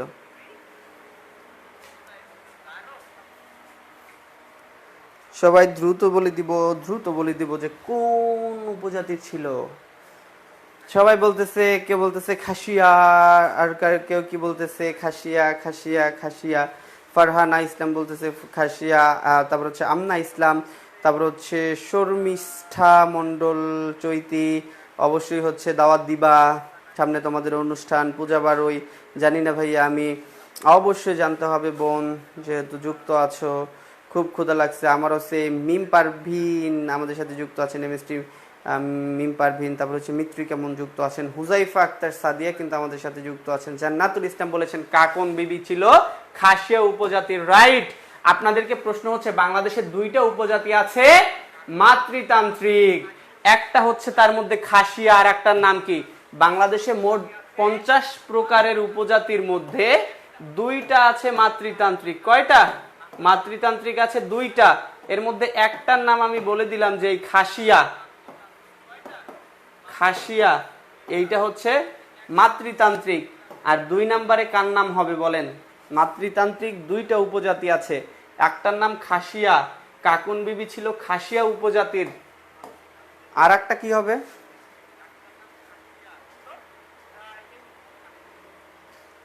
সবাই দ্রুত একটু জানাই দিব, দ্রুত জানাই দিব, দ্রুত। খাসিয়া খাসিয়া খাসিয়া কি হবে? গারো, রাইট। আপনারা তো জানেন সবকিছু আলহামদুলিল্লাহ। আর একটা হচ্ছে গারো উপজাতি, আর একটা কি? গারো উপজাতি। আচ্ছা, এই কাকুন বিবির একটা উপাধি ছিল যেটা বারবার পরীক্ষা আসছে, ওনার উপাধিটা কি ছিল একটু বলতে পারবেন? যে কাকুন বিবির উপাধি কি ছিল, ওনার উপাধিটা কি ছিল? সবাই দ্রুত জানাই দেন। লাস্ট কাকুন বিবির উপাধি কি ছিল? মুক্তি বেটি, মুক্তি বেটি। সিরাজুম মুনিরা বলতেছে মুক্তি বেটি হবে। সত্যি সবাই কি বলে? সবাই কি মুক্তি বেটি বলে?